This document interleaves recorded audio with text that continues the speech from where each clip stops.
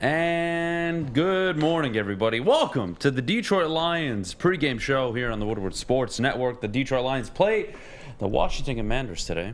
They're 1-point favorites. Should be an interesting game. Jeff, good morning. How you doing, buddy? Doing good.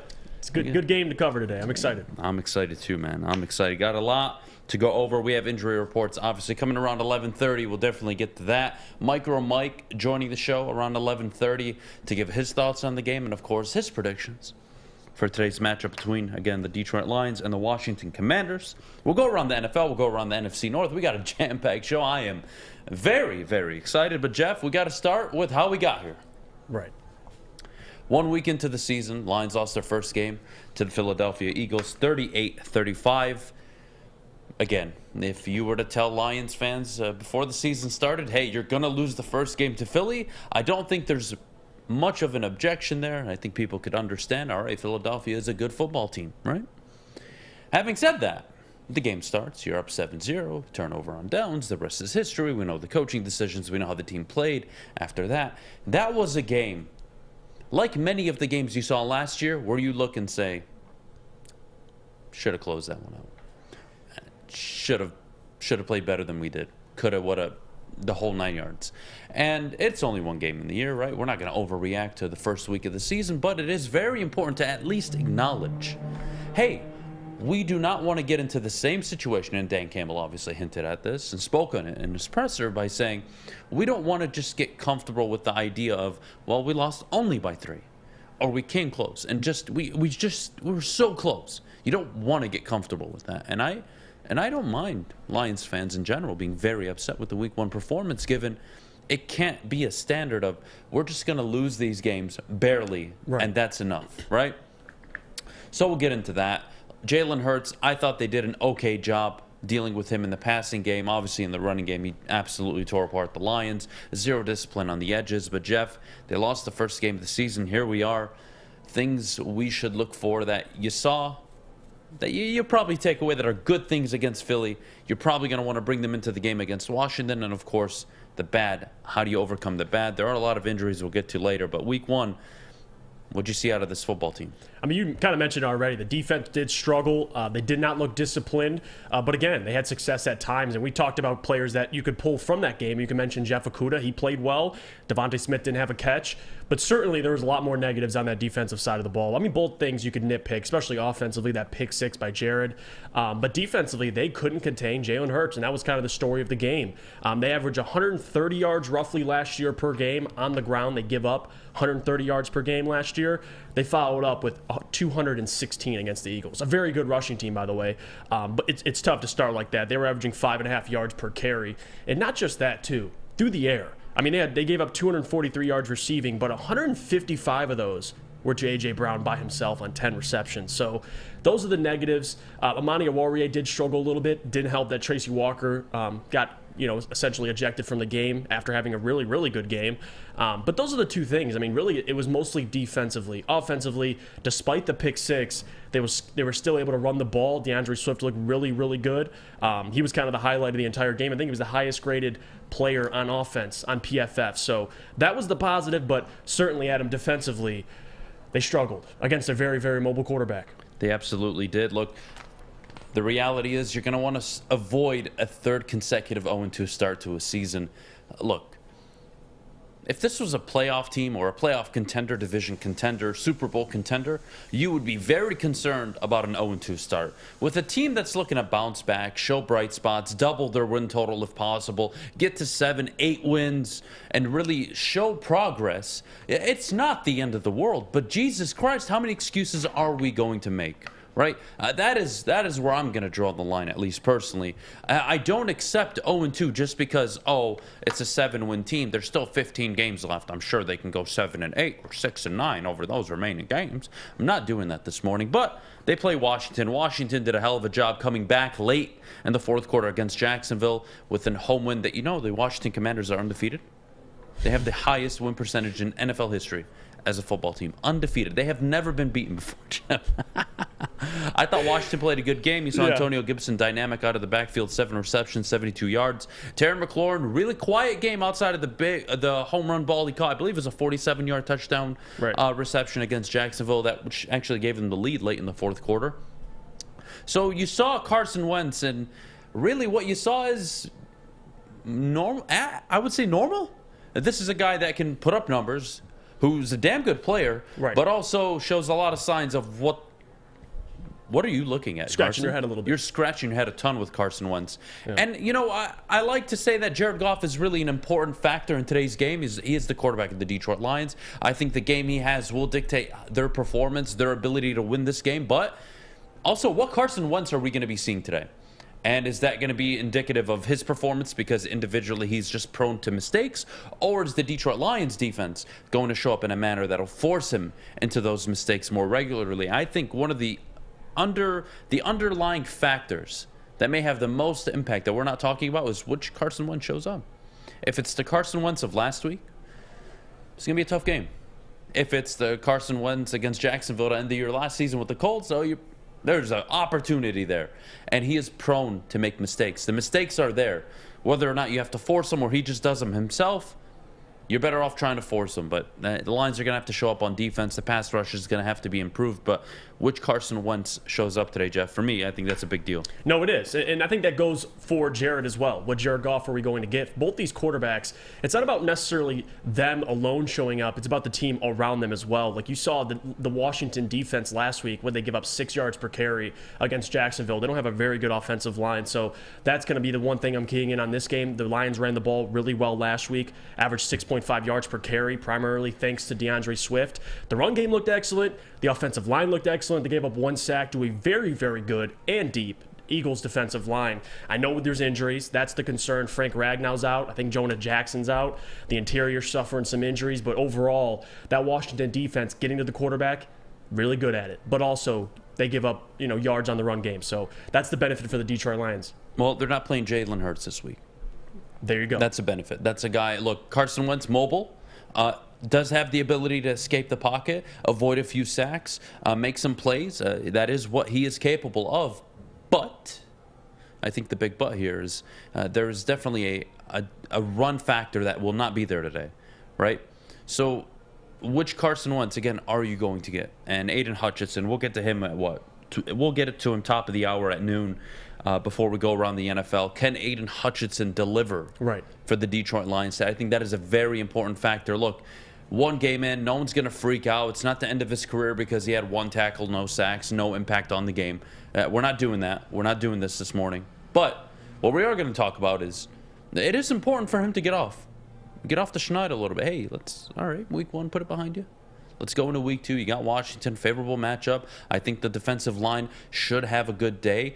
To be fair, though, the pass grade for the Washington Commanders' offensive line in week 1 was relatively similar to the Lions with Jared Goff. So if you look at clean pocket opportunities, Jared Goff and Carson Wentz week 1 had the same exact rating. They both had time to work with. This is going to be a who can win the front 7. Who's going to win that battle? Which front 7 is going to cause more mayhem for the opposing team? We do have to talk about DeAndre Swift, questionable going into today. It looks like he will be a go, but in a limited fashion. Jeff, a guy that almost 10 yards a carry week 1, explosive, a touchdown on the ground, 140-plus yards. This is not ideal. This is not ideal for Detroit Lions fans and DeAndre Swift. You're a fantasy owner. Obviously, you're even more concerned than a Lions fan would be. But in limited action, where's this offense going to pick up the slack for not having a DeAndre Swift? Yeah, because we talked about it last week. I mean, it was more so 50-50 in terms of the carry share for DeAndre and Jamal Williams. I said it on Monday, it's got to be like 70-30, 60-40. I mean, they got to unleash DeAndre Swift. But now you see these injuries, the ankle injury, it's already been reported. He's going to be limited a little bit, so that does not help the Detroit Lions. But again, it is about keeping him healthy. I think that's the bigger picture to look at this. Against the Washington Commanders team, who does, not have a very good run defense, I think DeAndre could still benefit. But with Jonah, Frank Ragnow, being out of this football game, it's a scary situation for DeAndre, but I still expect him to play well. I mean, if you see ETN and James Robinson last week play really well, I think DeAndre Swift's better than both those players. We'll see how they follow it up, but I'm expecting another good game out of DeAndre Swift. I have no doubts. He's probably one of the only players on offense I don't really question. All right, well, we're live here at the Woodward Sports studios. We have our good friends Stick and the whole crew over downtown at the Brass Row. Make sure you stop by and say hi to them as well. We have the heavyweights, Easy and Spencer, out getting content for us. So we're going to take a quick pause. When we get back, we will discuss the challenges the Detroit Lions face ahead of their matchup with the Washington Commanders, of course. But before we do, if we could please, let's check in with the Cuervo Zone over at the Brass Row with Stick. Let's do it! We are live at the Cuervo Zone, Brass Rail, downtown Detroit. Lions taking on the Commanders today. I got my man Mo with me, always with the Inspire stuff on. How you feeling today, Mo? Oh, I'm feeling just wonderful. You already know what it is. One pride, baby. Are you ready for the game today? Yes, sir. Always stay ready for the games. All right. Well, we're in the Cuervo Zone. You can get some shots and whatnot today. They got drink specials at the Brass Rail all day long. And big game today. Must win for the Lions. 0-2 teams didn't make the playoffs last year. There were 7 of them. If we want the playoffs, it's got to start today. It got to start today. We got to win today. I see us at least scoring 4 touchdowns on the Commanders today, easy. Who's got the touchdowns on the day? Give me one guy that's going to score.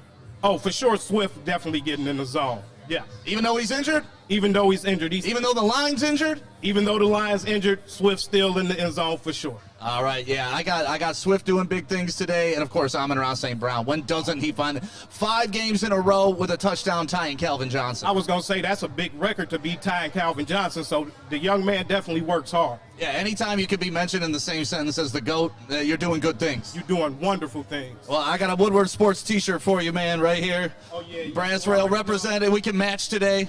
You know I appreciate the Woodward Sports. You know we family around here. All right, live from the Cuervo Zone, Brass Rail, downtown Detroit. Back to you, Adam. It took exploring 50 different formulas and hosting countless taste tests, but we believe Gypsy Vodka is the smoothest vodka on the market. Don't believe us? Ask the owners. We're Mike and Adam Kazanowski with High Five Spirits Distillery. We're in close to about 1,200 locations throughout Michigan. We wanted to create a brand that was geared more towards freedom, love, adventure, and at the end of the day, we really wanted to tell a story that inspired other people to take risks, follow their dreams, whatever that might be. New to the game or a season better? OddsTrader.com has everything you need to make the right bet ahead of kickoff. Begin your handicapping journey with OddsTrader. Improve your edge by finding the best price on every game from sportsbooks in your backyard. Take advantage of the numerous sign-up bonus offers to pad your bankroll. Dive into key game statistics, player performance, and even account for the projected game day weather. Best of all, you can use the OddsTrader bet tracker to keep a log of your action. Welcome to OddsTrader, and best of luck. All right, we're back live here, 11:14 in the morning. A beautiful Sunday morning, Jeff, here in downtown Birmingham. I got to say, Amon-Ra St. Brown, one of the low-key players you want to look out for in history. Has a chance to make NFL history. Jeff, walk me through it. Yeah, but I mean, this is Perfield Yates as well, Lions wide receiver, and you saw Stick mention it. Is on the doorstep of tying history with at least 8 catches today. He'd become the 3rd player in NFL history with 8 or more catches in 8 straight games, joining Michael Thomas and Antonio Brown. So it's pretty good company. And you mentioned it along with the Calvin Johnson stat. Like Amon-Ra St. Brown, we talk about how reliable he is. Like even last week, he dropped those 2 passes, still caught 8 balls. So that's one guy I'm going to be looking out this week is Amon-Ra St. Brown, because he's probably out of the entire receiver core. He's always reliable. So it's a big game for him. If he can get 8 catches at him, he's up there with some greats.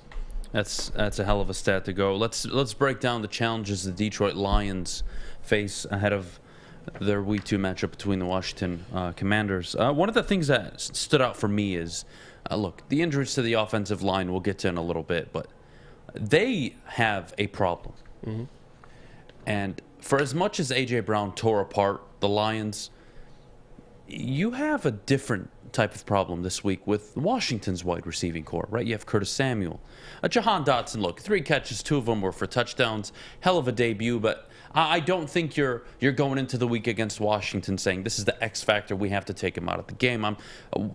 Jahan Dotson's probably the least of my concerns. I think Curtis Samuel is a problem. Terry McLaurin is a problem. What you're going to do out of the backfield with Antonio Gibson, let's not forget the Lions gave up almost 6.5 yards a carry. Yeah. to the Philadelphia Eagles. This is a problem. The run defense must show up. You must put Carson Wentz in 3rd and long situations. Hell, even 3rd and median situations would be acceptable. Do not allow the Washington Commanders to be successful on 1st down. If you do, it sets up the whole playbook, just like we talk about for Jared Goff and the Lions. It sets it up for Washington and Carson Wentz. Very, very important that we pay attention to this as it unfolds throughout the game, but they're going to have to get pressure early on the Commanders. Jeff? My biggest concern, especially for the Lions, with the injuries they have to their offensive line, is that Commanders' defensive line. I mean, that's probably the easy one. Jonathan Allen is questionable. He had 9 sacks last season, led the team. I know Chase Young was out last year, and you're not going to have him this game, so there's a benefit. But still, Montez Sweat, Darren Payne, they got some dudes. And those 3 guys, Jonathan Allen, Darren Payne, and Montez Sweat, all were the Commander sack leaders last year. They'll all be available. That's something the Lions are going to have to look out for, is protecting Jared Goff, and especially in the run game, still being efficient and effective. So that's what I'm going to be looking at. You're going to want to pay close attention to the battle up front. I need Jared Goff to get rid of the football quickly. I mean, you need 3-step dropbacks, not being indecisive, and that's really the biggest concern for me. Battle up front, especially on the offensive line. All right, well, let's get a poll in the chat. Let's see what the people think. Who will win today, the Lions or the Commanders? I'm definitely curious to see what the chat. Last week, 72% of the chat said that the Detroit Lions would beat the Eagles. It'll probably be a high number, if I were to be honest. Yeah, even with the injuries, I do think this number is going to be higher.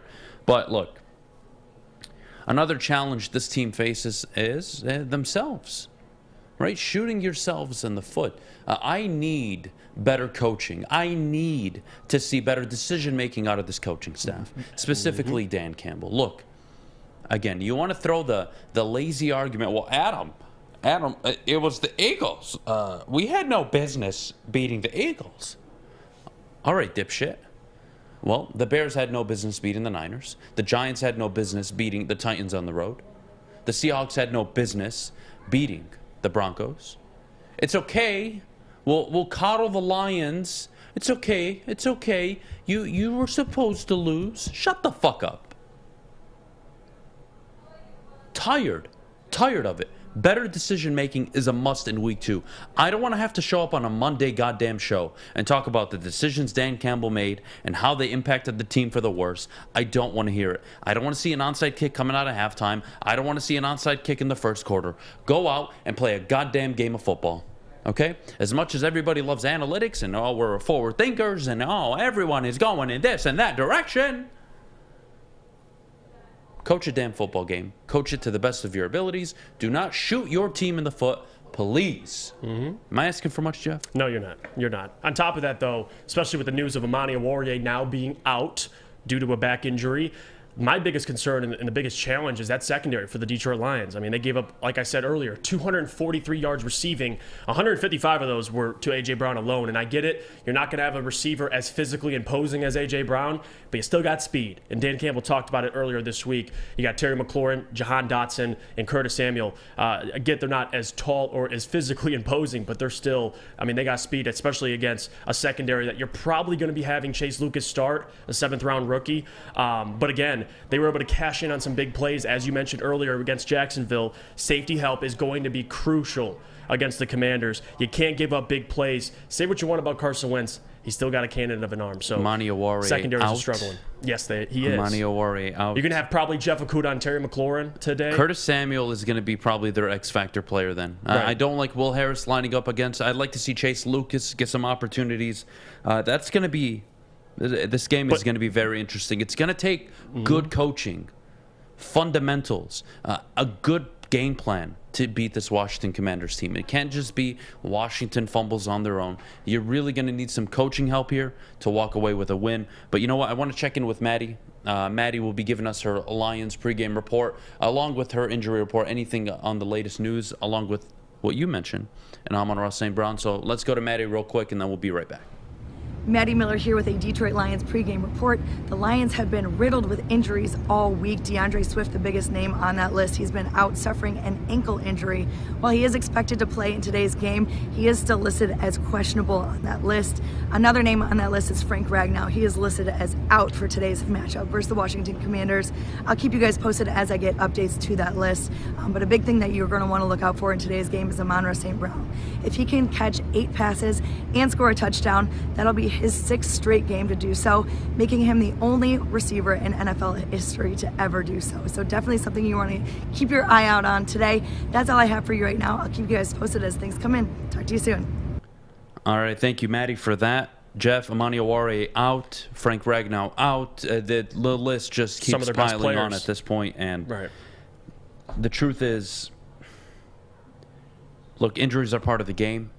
You're going to have to find a way to overcome them, and I think we just hinted at it. I want to see more Chase Lucas get an opportunity in this game.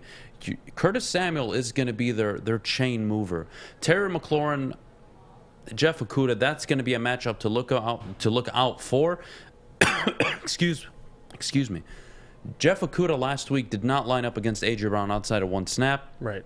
It's not like they focused or they put him on their best wide receiver. Will they do the same this week against the Commanders? We'll see. I think it's important that he gets at least 30-40% of the snaps go up against Terry McLaurin. But, we saw Jacksonville. They were able to take him out of the game outside of that one play, which burnt them. Right. But Jacksonville did a good job keeping Terry McLaurin out of that game for the most part. So I think it's imperative for the Lions to kind of take a few things away from week 1 that Jacksonville did.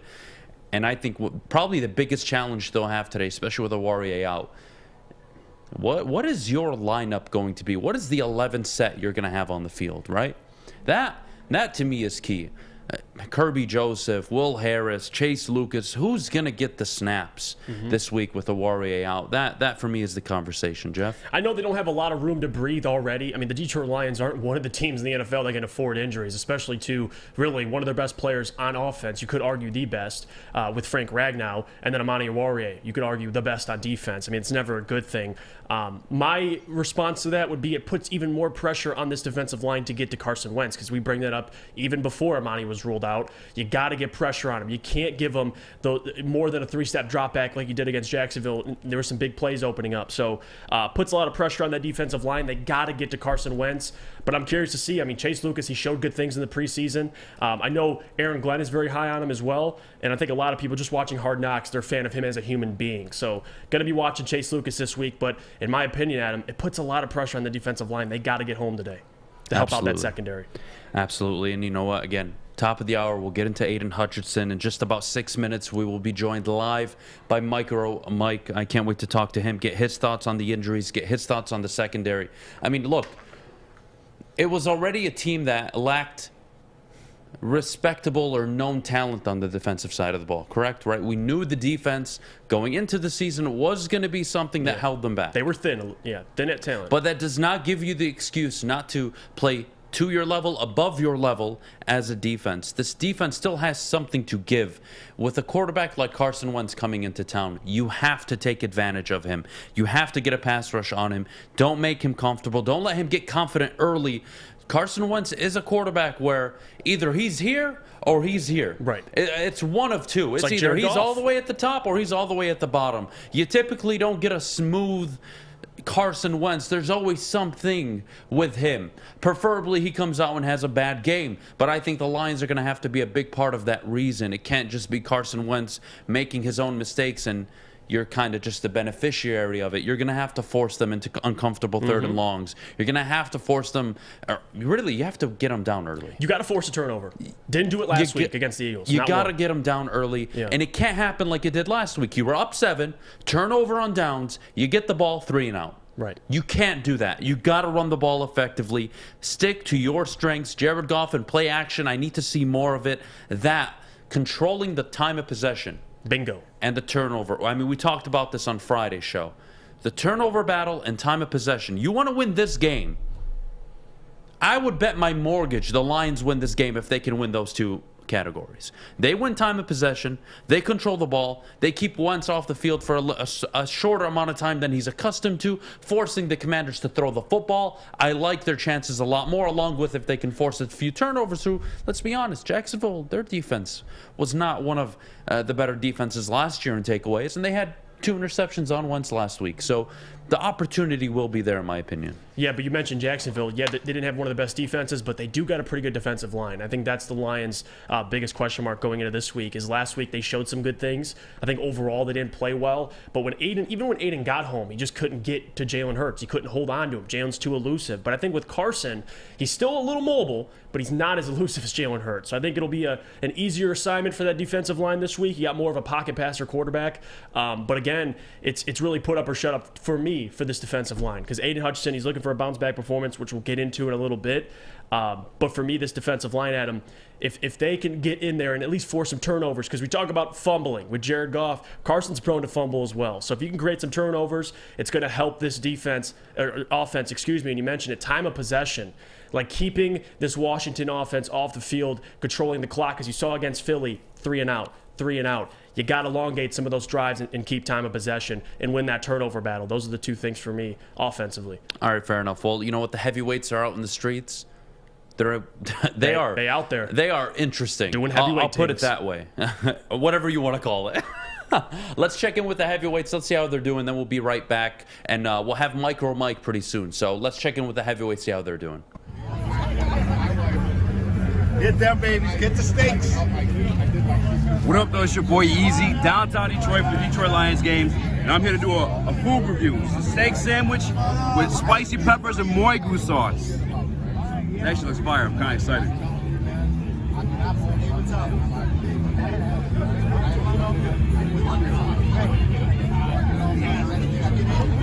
They're definitely hot peppers. I might put too many hot peppers on mine. Well, it slaps.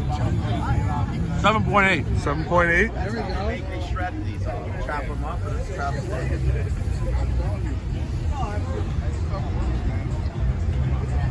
Heavyweight approved? Heavyweight approved. I love it. God bless them. Of course, they're eating at 11 in the morning. Looks delicious. Could you guys eat a Philly cheesesteak that early or anything that heavy? I can't. My pregame routine is probably a yogurt and a lot of water. And I don't probably touch... That's what you're having at a tailgate. Yogurt and water. I can't go that early in the morning to barbecue. To barbecue that early in the morning? It's never too early. Steak and grease? I can't do it, man. It's never too early. All that alcohol? I won't be able to watch the game. I'll be in the bathroom the whole day. Who knows? Yeah, the heavyweights, they might agree with you there. Come on. All right. Well, look, we got Mike joining us in just about a minute. We'll go through the injury report, the latest coming out of Ford Field. I know it's a little bit delayed, actually, over there right now. So as soon as we get the information, we will definitely share it with all of you. But we'll take a quick break, and when we get back, we'll have Mike to join us on the morning. Or excuse me. I'm too used to doing the damn morning show with you, Jeff. Will join us live on the Detroit Lions Pregame Show. We'll be right back. See you then. At work and at home, we're there with smarter security solutions. Featuring complete automation with customized alerts and more. For over 90 years, we've been the company that's been counted on to protect what matters most, all with personalized service and care. Right now, for a limited time, receive a free video device plus free installation with a new home system. Guardian Alarm. We protect Michigan. When you need apparel, there's only one place to go. Big Frog in Novi. With no setup fees, no artwork fees, no minimum, and a 24-hour turnaround, you can have your whole team outfitted in no time. Embroidery, direct-to-garment, vinyl, and screen printing, Big Frog has it all in all the styles you want. So whether it's a sports team, fundraiser, school event, or corporate needs, Big Frog is your one-stop destination. Visit bigfrog.com/Novi or call 844-4-BIG-FROG. All right, we're back here on the Detroit Lions Pregame Show. What up, Mike? Hey, what's going on, fellas? It is game day, and yes, we are live. This is not pre-recorded. I don't know what's going on in the comments. Are you sure, Mike? Are you sure it's not pre-recorded? Hey, I'm 100% sure because we got 75 likes with only 461 in the chat. Smash that like button. These guys are working hard. 7 days a week. Jeff, Adam, show them some love with that like button. I love it, Appreciate Mike. I love it. Well, look, me and Jeff were talking about injuries a little earlier. The offensive line, we all know the injuries there. Ermanni Awarie officially ruled out. How much are injuries really going to play a part in this game? Given if we were to really flip a coin here, it's even money on the Vegas odds right now between the Lions and the Commanders. It is a home game for Detroit. I do expect Ford Field to have a similar atmosphere as Week 1. Mike, walk me through the injuries. It's concerning with the offensive line. We're talking about Frank Ragnow not being in there. We got our third-string Stenberg at right guard, and what's going on with the left guard, Jonah Jackson, out with a finger injury, by the way. We want to run the football. We want to protect Jared Goff. How is this offensive line going to perform against a very good defensive line of the Washington Commanders? I mean, they got Payne, they got Sweat, they got a lot of players that can get after it. And if the Lions cannot run the football or protect Jared Goff, it's going to be a long game. And to me, this is going to be how this game plays out, is the trenches. If they can hold up, we can win. If they can't, probably going to be an L. Another thing I want to go to, and I agree with you, it's going to be up front, but also along with that, it's Jared Goff. And we talked about his last week performance. This week, Carson Wentz, Jared Goff, two quarterbacks that are pretty similar to me. What are your expectations this week for Jared Goff, and what kind of performance are you looking to have to call it a bounce-back performance? All he has to do is just control the football and not do stupid stuff, not throw interceptions, not throw pick sixes. I think it's more the fact that his wide receivers actually need to catch the ball if the ball gets to their hand. They need to be able to do their job and get on the same page with Jared Goff. If Jared Goff can just keep the turnovers down, he can distribute to the football to his wide receivers and running back. The offense, I'm not really worried about at all. They can put up points. We've seen it last week. I think for the Detroit Lions in this game, it's more the defense. What can they do against, Carson Wentz there? And can they get to the quarterback? Can they sack him? Can they take him down and not let these speedy wide receivers beat him up, in the back end of the defense? All right, well, Mike, inactives have officially come out. Austin Bryant, inactive. Jonah Jackson, inactive. Iffy, inactive. James Mitchell, the rookie tight end, inactive. Ermanni Awarie, Frank Ragnow, as we know already, inactive. Wow. And Demetrius Taylor, inactive. DeAndre Swift will be giving it a go in a limited fashion. Mike, are the Lions going to be able to compensate for that explosiveness that Swift brings to the table if he is only limited to 8-10 carries and maybe 2-3 catches out of the backfield? They need to use Craig Reynolds. I've been talking about Craig Reynolds all last year. I've been talking about it this year. Look, I like Jamal Williams with the 2-yard gain, but Craig Reynolds can get you those bigger yards. He can get you those 5-6 yards. The Lions must give him the football if Swift cannot go for 15 times or cannot get those type of rush yards that we expect him to get, what he did last week. We got to make Craig Reynolds a part of this offense, because without a Craig Reynolds, you're stuck at Jamal Williams. It's just going to give you those 2 yards. It's not that threat of the run game that you need on offense to get that play action deep pass to our DJ Chark. He needs to be involved if Swift is not going to full in on this game. All right, well, some of the challenges we discussed before you joined were this wide receiving group. Not household names. Yes, Terry McLaurin, we all do like him. He is somebody that we believe in the future is going to be one of the better wide receivers in the NFL. But this team does have a few options that, look, they won't pop off on your, on your fantasy draft board, or they won't pop off on ESPN's top 10. But you know what? Curtis Samuel gave Jacksonville hell last week. And when I look at the secondary players that are available to the Lions this week, Mike, Jeff Okudah likely is going to get the honor of matching up against Terry McLaurin. How they decide to defend Curtis Samuel, I think, is going to be everything. He, to me, is their X-Factor player. He's their chain mover. Antonio Gibson out of the backfield, a very stable offensive line that gave very similar protection for Carson Wentz that you saw the Lions give Jared Goff in Week 1. How much of an impact are we going to see out of this wide receiving core from Washington? They have speed. You've been hearing it all week. You hear it from the Washington Commanders fans. You've seen what they can do. They can burn you deep. And the Detroit Lions, what I think they need to do is just keep those wide receivers in front of them. Don't let you get burned. What is Chase Lucas going to do? He's going to be active in this game. Will Harris, unfortunately, he's going to be playing in this game. Can they not get burned deep? That is really important. Use the safeties. Do everything they can to keep everything in front of them. Because if they let them get past them and Okudah lets them get burned, we're going to be getting chunk yards, and it's going to be easy touchdowns for Carson Wentz. Antonio Gibson, a very good running back. He's solid. The Lions were terrible against the run last week. Can they slow him down? He's not just a running back, but he can do it out of pass as well as a running back.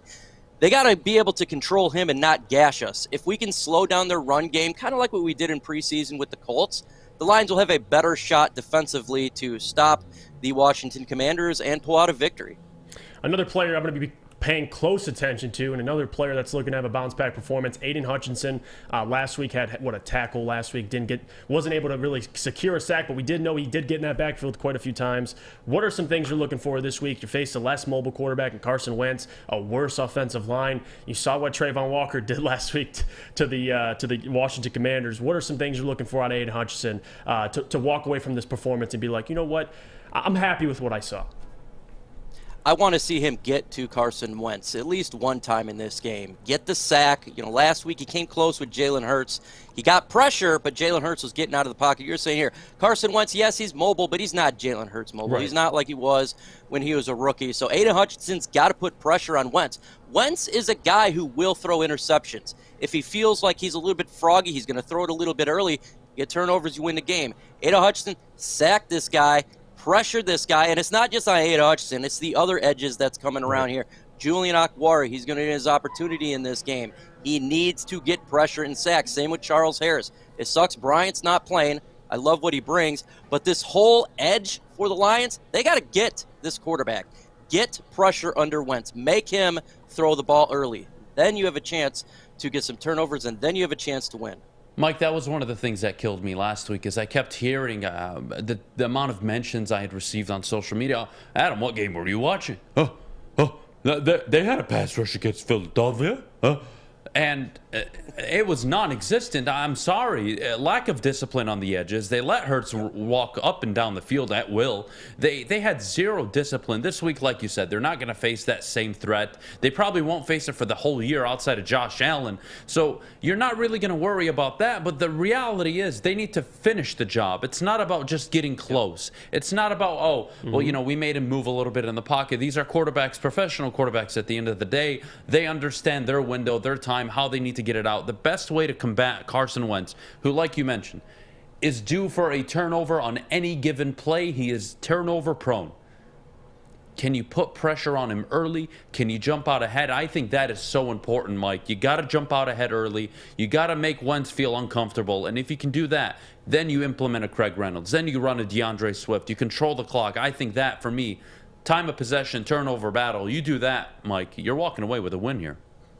Yeah, long, sustained offensive drives for the Detroit Lions and keep our defense on the sideline to rest. And when Carson Wentz is out there, just keep attacking. Force them to throw the football. Look, I know he threw for over 300 yards last week, but this is Carson Wentz here, folks. He can throw turnovers.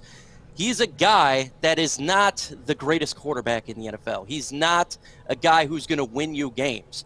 But if you force him to throw the ball a lot and we get those turnovers in, we can do what we did to the Arizona Cardinals last year, turn a team one-dimensional in the pass game, and when you can take away the run game and you can have your defense on the sideline, you're going to win football games, folks.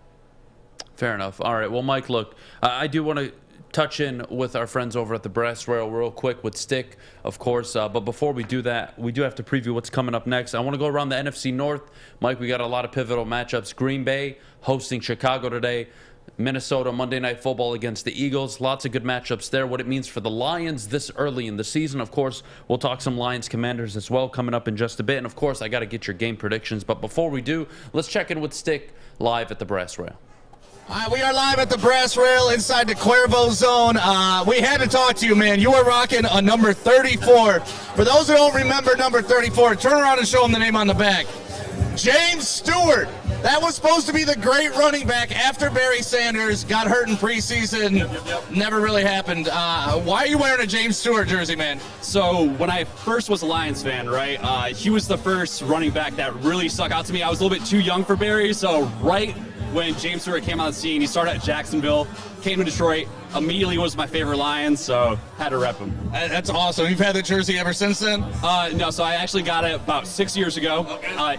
Deep cut eBay find, but it was awesome. It was great. Nice. You going to the game today? Yes, sir, with my uncle. So we're going to be heading there very shortly. Your uncle told you to give a shout out to somebody before we got on here. Who do you want you to say hi to? Yeah, I'm going to give a shout out to my uncle as well as my brother Jeff, both Lions fans. So wish they were here, but we're going to get this dub, so it's going to be great. Game prediction, getting the win? Ooh, yeah. Give me 31-21 Lions. 31-21. Who's going to have a big game for the Lions? Swift, back-to-back.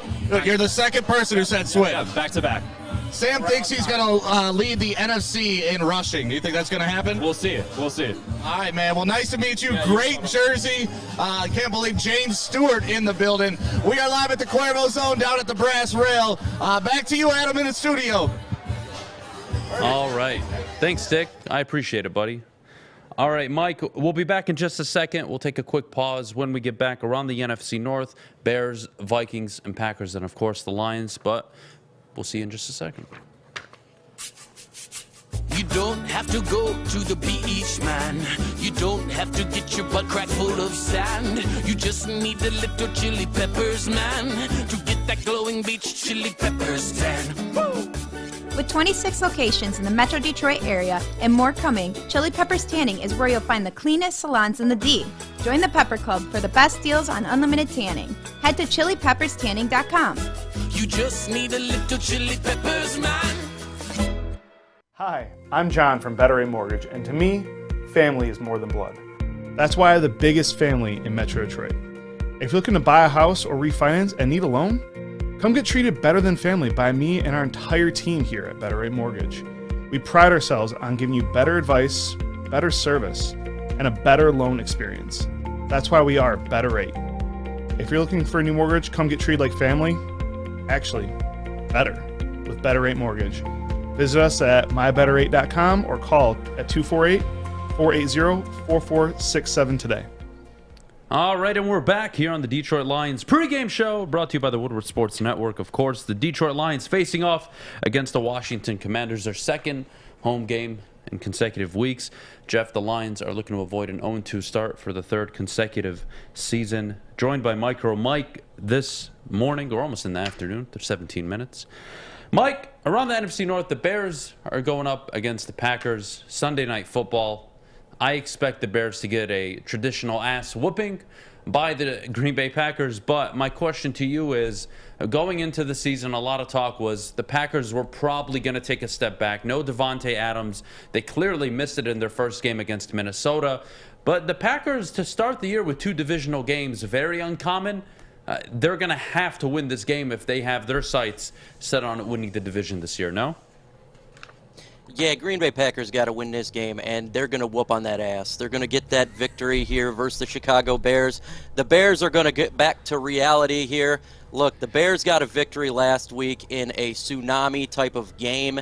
This is going to be different. Last year, Aaron Rodgers, he did lose week 1 in a bad way. The next game, he turned around and beat it. Chicago Bears, they're going to get mauled.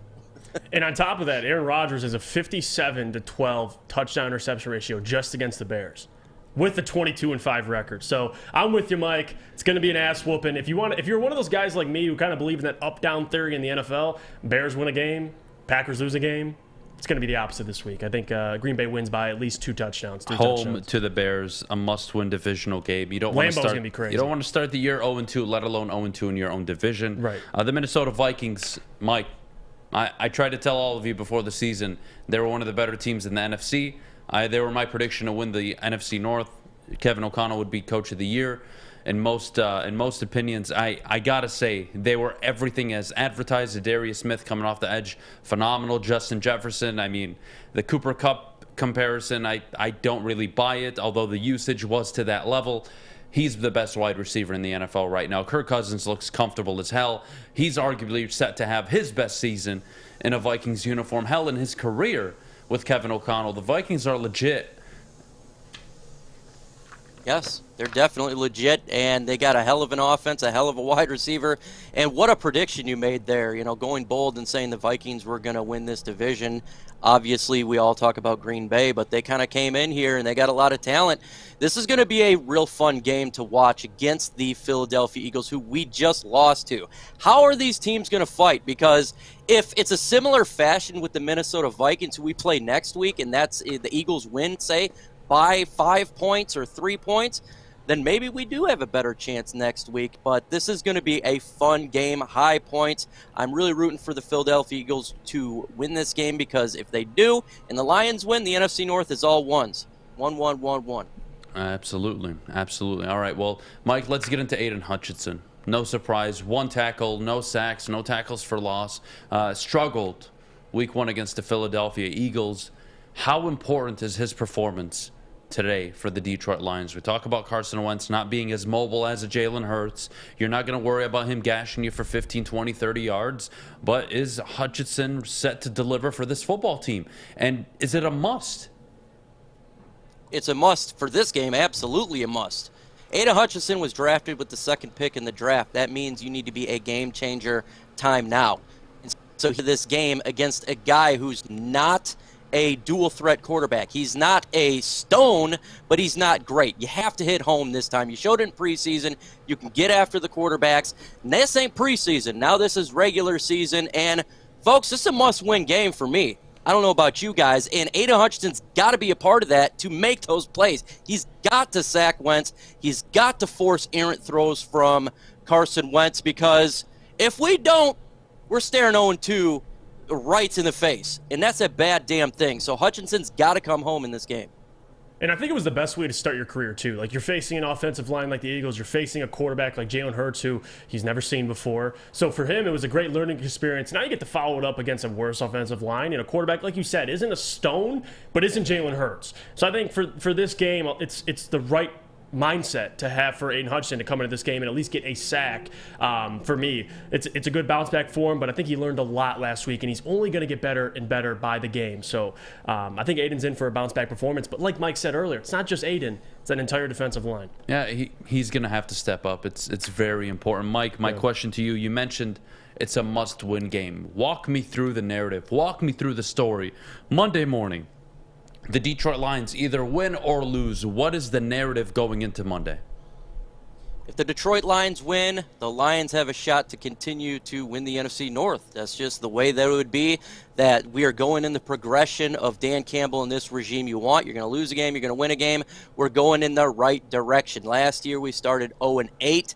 This year we started with a win. We're at 500 in week 2. That's a good thing. It's a progress. You beat a team you're supposed to beat. Exactly it. You lose this game, and you're questioning Dan Campbell. 0-2, what is the difference? He talked quite a bit.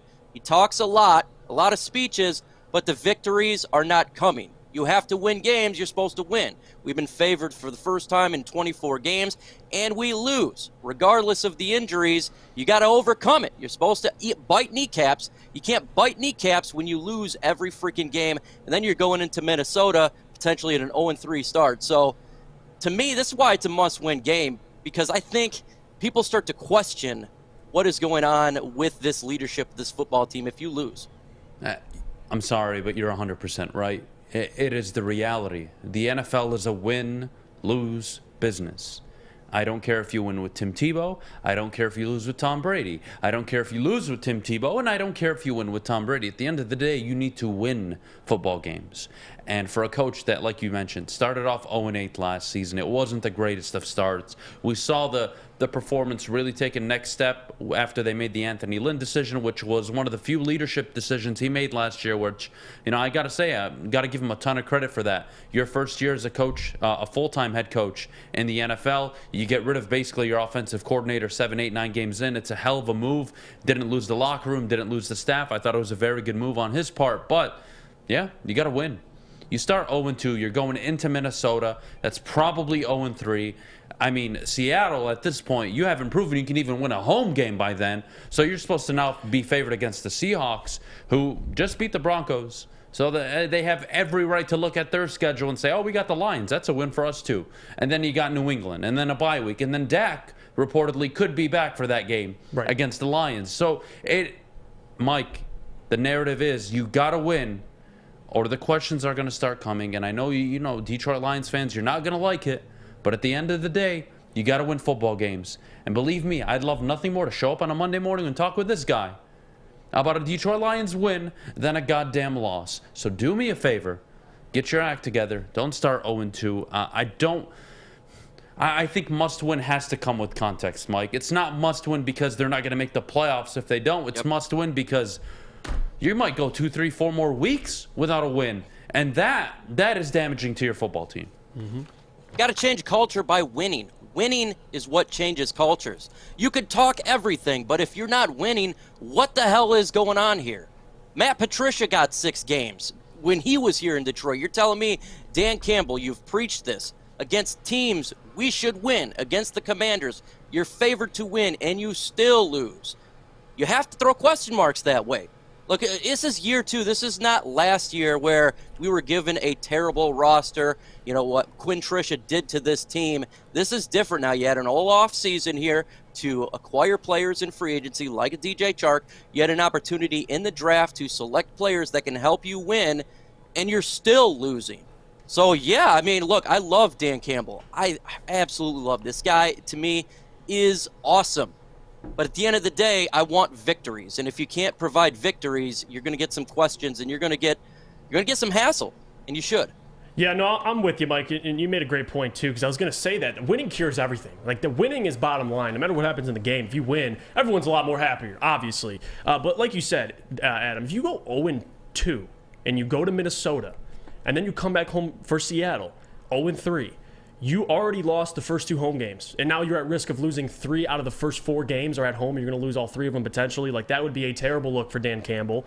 And I want to ask you, Mike, last week, I had some questions. We talked about it basically throughout the week with Dan Campbell, the decision-making at times. For you, what do you need to see out of Dan this week in terms of his decision-making? Because I do want to ask you, too, context does matter. Because if they lose to the Washington Commanders, and Dan has a great game coaching, the players look good, but they ultimately just lose, is there any way the Lions can lose this game, but you could still take positives out of it? Or does it have to be a Dan Campbell, like last week, the onside kick, the timeout before half? Like, what are you expecting to see out of this game if they do lose, where you can look at it and be like, it's not as bad as I originally thought it'd be? I'm kind of done with the moral victories here. I'm not going to lie. I want to see victories. So even if players look good and everything looks fine regarding stats, the only stat I really care about is wins and losses. You got to come in there and win this game. So I'm not going to be happy either way if we lose this game in a close game, or if we lose it and the offense looked really good but the defense was bad, or vice versa. You got to win this game. You have to win. This is what it's all about. So, look, I don't want no more victories. This is not an Eagles team. This is not, the Rams. This is not a team that is projected to go to the Super Bowl. This is the Washington Commanders here. This is a team you should be able to win and beat. And that's why I don't fault, expectations. Like, for people saying this is a must-win, although I think it's too early to say it's a must-win, but for the reasons we all discussed, that's exactly. It's expectations. It's last year, how the season started for the Lions. This year, you can admit they got better. Defensively, they're still not very good, but I'm with you, Mike. You got to steal a win. We've got very educated people today in our chats on the woodwardsports.com website right now. Douglas Jones, phenomenal job out here. Calling it like he sees it. I actually love it here. He says, hey guys, just FYI, if you go down the list of the Washington Commanders team and position by position with the Lions, it's clearly the Washington Commanders are better. All right, let's start. Jared Goff, Carson Wentz. Who are we picking, boys? I take Quick Goff. Answers. You're taking Goff. I'll probably lean slightly Goff. All right, well, you got a 2-1 there, boys. Yeah. All right, running backs. I think we all prefer DeAndre Swift over Antonio Gibson. But a healthy Gibson this week. And a healthy Swift better than a healthy Gibson. Yeah, we'll go that. So let's just go all else is equal, okay? Gotcha. Wide receiving group. Love Terry McLaurin, Curtis Samuel, dynamic, very speedy. I feel about this. But you got Amon-Ra St. Brown. All right, you got DJ Chark, who showed his big playmaking abilities with that catch in the end zone against Philly last week. I would say it's even, but I wouldn't blame people for giving the edge to Washington. Mike, who do you got? Wide receivers. For the depth-wise, I think Detroit has a better depth. If we get injured here in this game, we have wide receivers that can step up like a Quintez Cephas or somebody else like a Khalif Raymond that can make some big plays for the Lions. I know they got speed over there, but I like also our different combinations. It's not just one specific niche. We're not just all speed and small receivers. We got a bigger guy in DJ Chark. We got a smaller guy in Khalif Raymond. I like the Lions wide receivers. No, I like the point you brought up, especially the different dynamic you have at wide receiver. But for me, I'm going to lean Washington just because, like you said, I get, it's all speed, but still, I mean, we went through this conversation. Did this last week. I mean, Terry McLaurin's the best receiver on the field. He's the best. And then you get to Curtis Samuel, who did have 900 yards in his career. I get wasn't healthy the last couple of years, but he's still pretty good. And Dotson, he's a rookie, unproven. Caught 2 touchdowns last week, so we'll see how he follows it up. I'm going to lean slightly Commanders, but again, it's not much of a difference. Right. Then you go to tight ends. I mean, I don't think much of Hockenson or Logan Thomas, so I'm just going to scratch that off. You would take the Lions' offensive line if it was healthy, but going into the game, you're probably giving it to Washington, the edge today. The defensive front. Lions got depth, though. They do have depth, but still. You have the Washington Commanders' defensive front. I don't think anybody's arguing there. It's more proven. It is better than Detroit's. The linebacking cores for both teams, I'm throwing it out the books. Secondary, again, there isn't much here separating these teams. Both teams have certain positions where they are better. I don't think it's significantly Washington over Detroit. There is common ground here to say Detroit opened up as favorites for a reason. They are home. You have an opportunity to win. We talk about culture. We talk about biting kneecaps. We talk about, it's all talk. You got to win. You got to win. Well, you got to win. All right? You want to go down last week and check off position by position between the Bears and the Niners? Niners would have won that. How about the Titans and the Giants? Titans would have won that. Yeah, I was just going to bring that up. How about the Seahawks and the Broncos? Broncos would have won that. They didn't win the game. Texans and the Colts. Yeah. What are we doing here? The Browns beat the who'd they beat? The Panthers. Yeah, with you would have checked Brissett. off every box almost outside of running back and defensive end for the Browns. What are we doing? It's the NFL. Teams win games they're not supposed to. When are the Lions under Dan Campbell going to win games that you didn't expect them to? And I'm not talking week 11, week 12 when the season's already over. Right. Early on where it actually helps your team build momentum, build confidence, build an actual winning culture. Mike, I think it's so imperative. I really do. That's how you change the culture is win. Well, what are you going to just continue to lose and be like, yay, we got great speeches? That really helps out. It's like a president. You can have all the speeches in the world, but if the nation's going to a tank, it doesn't matter. You got to win football games. We got to have some victories here. And the Commanders, this is at home. This is not at Washington. This is the second game at home. This is a game you have an opportunity to win. You must win it. Last year, we faced the Arizona Cardinals. Everybody said Arizona was going to win. We came out and won. Why can't we do that against an inferior team in the Washington Commanders, knowing that you got to go to Minnesota next week? So if it's okay we lose this game, we're going to go 0-2. Is it okay to go 0-3? Is it okay to go 0-4? We're just going to keep moving the goalpost? We can't continue to move the goalpost. They got to show progression.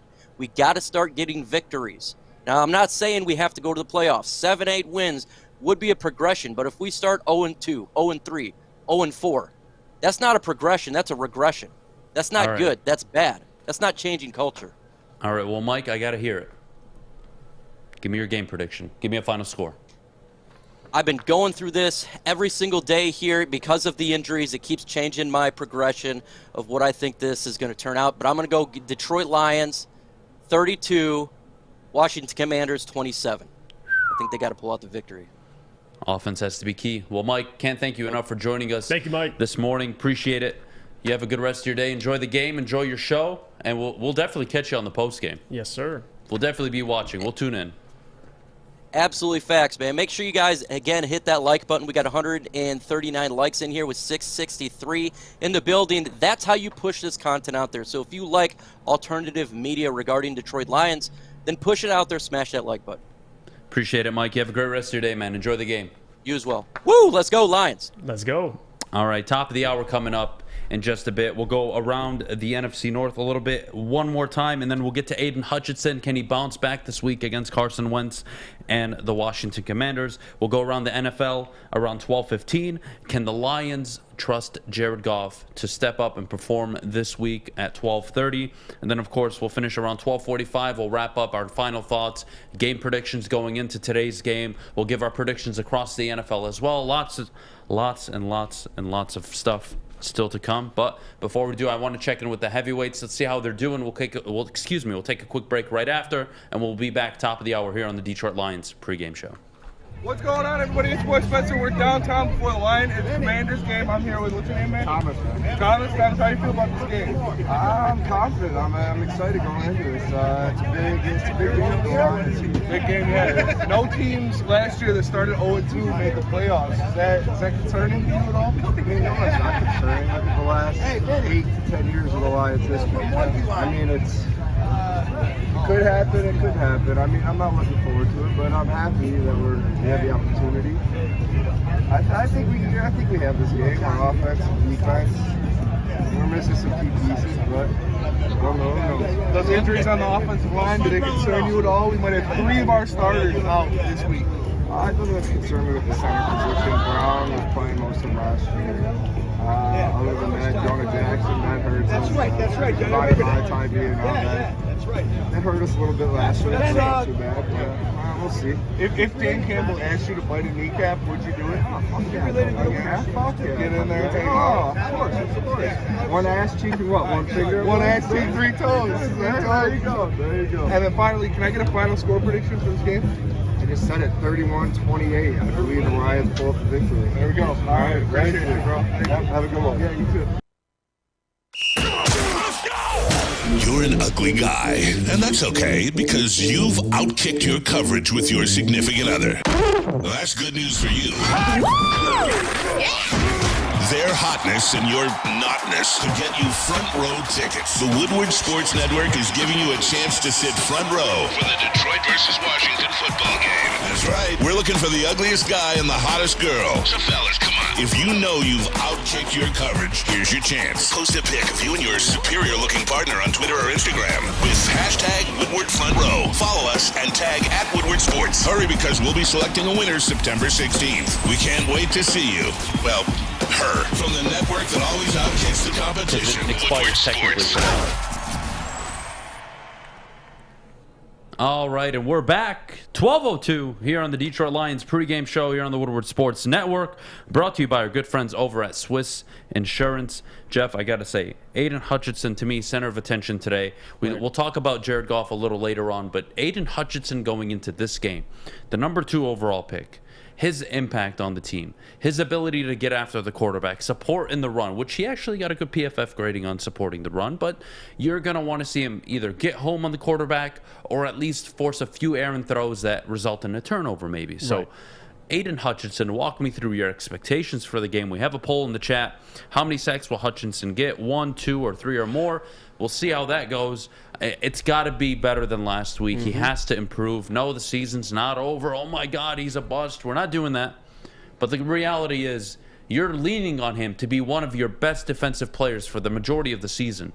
This is a guy that I think will win Defensive Rookie of the Year. It is imperative against Washington in a home setting. He gets off the schneid, go get a sack or 2.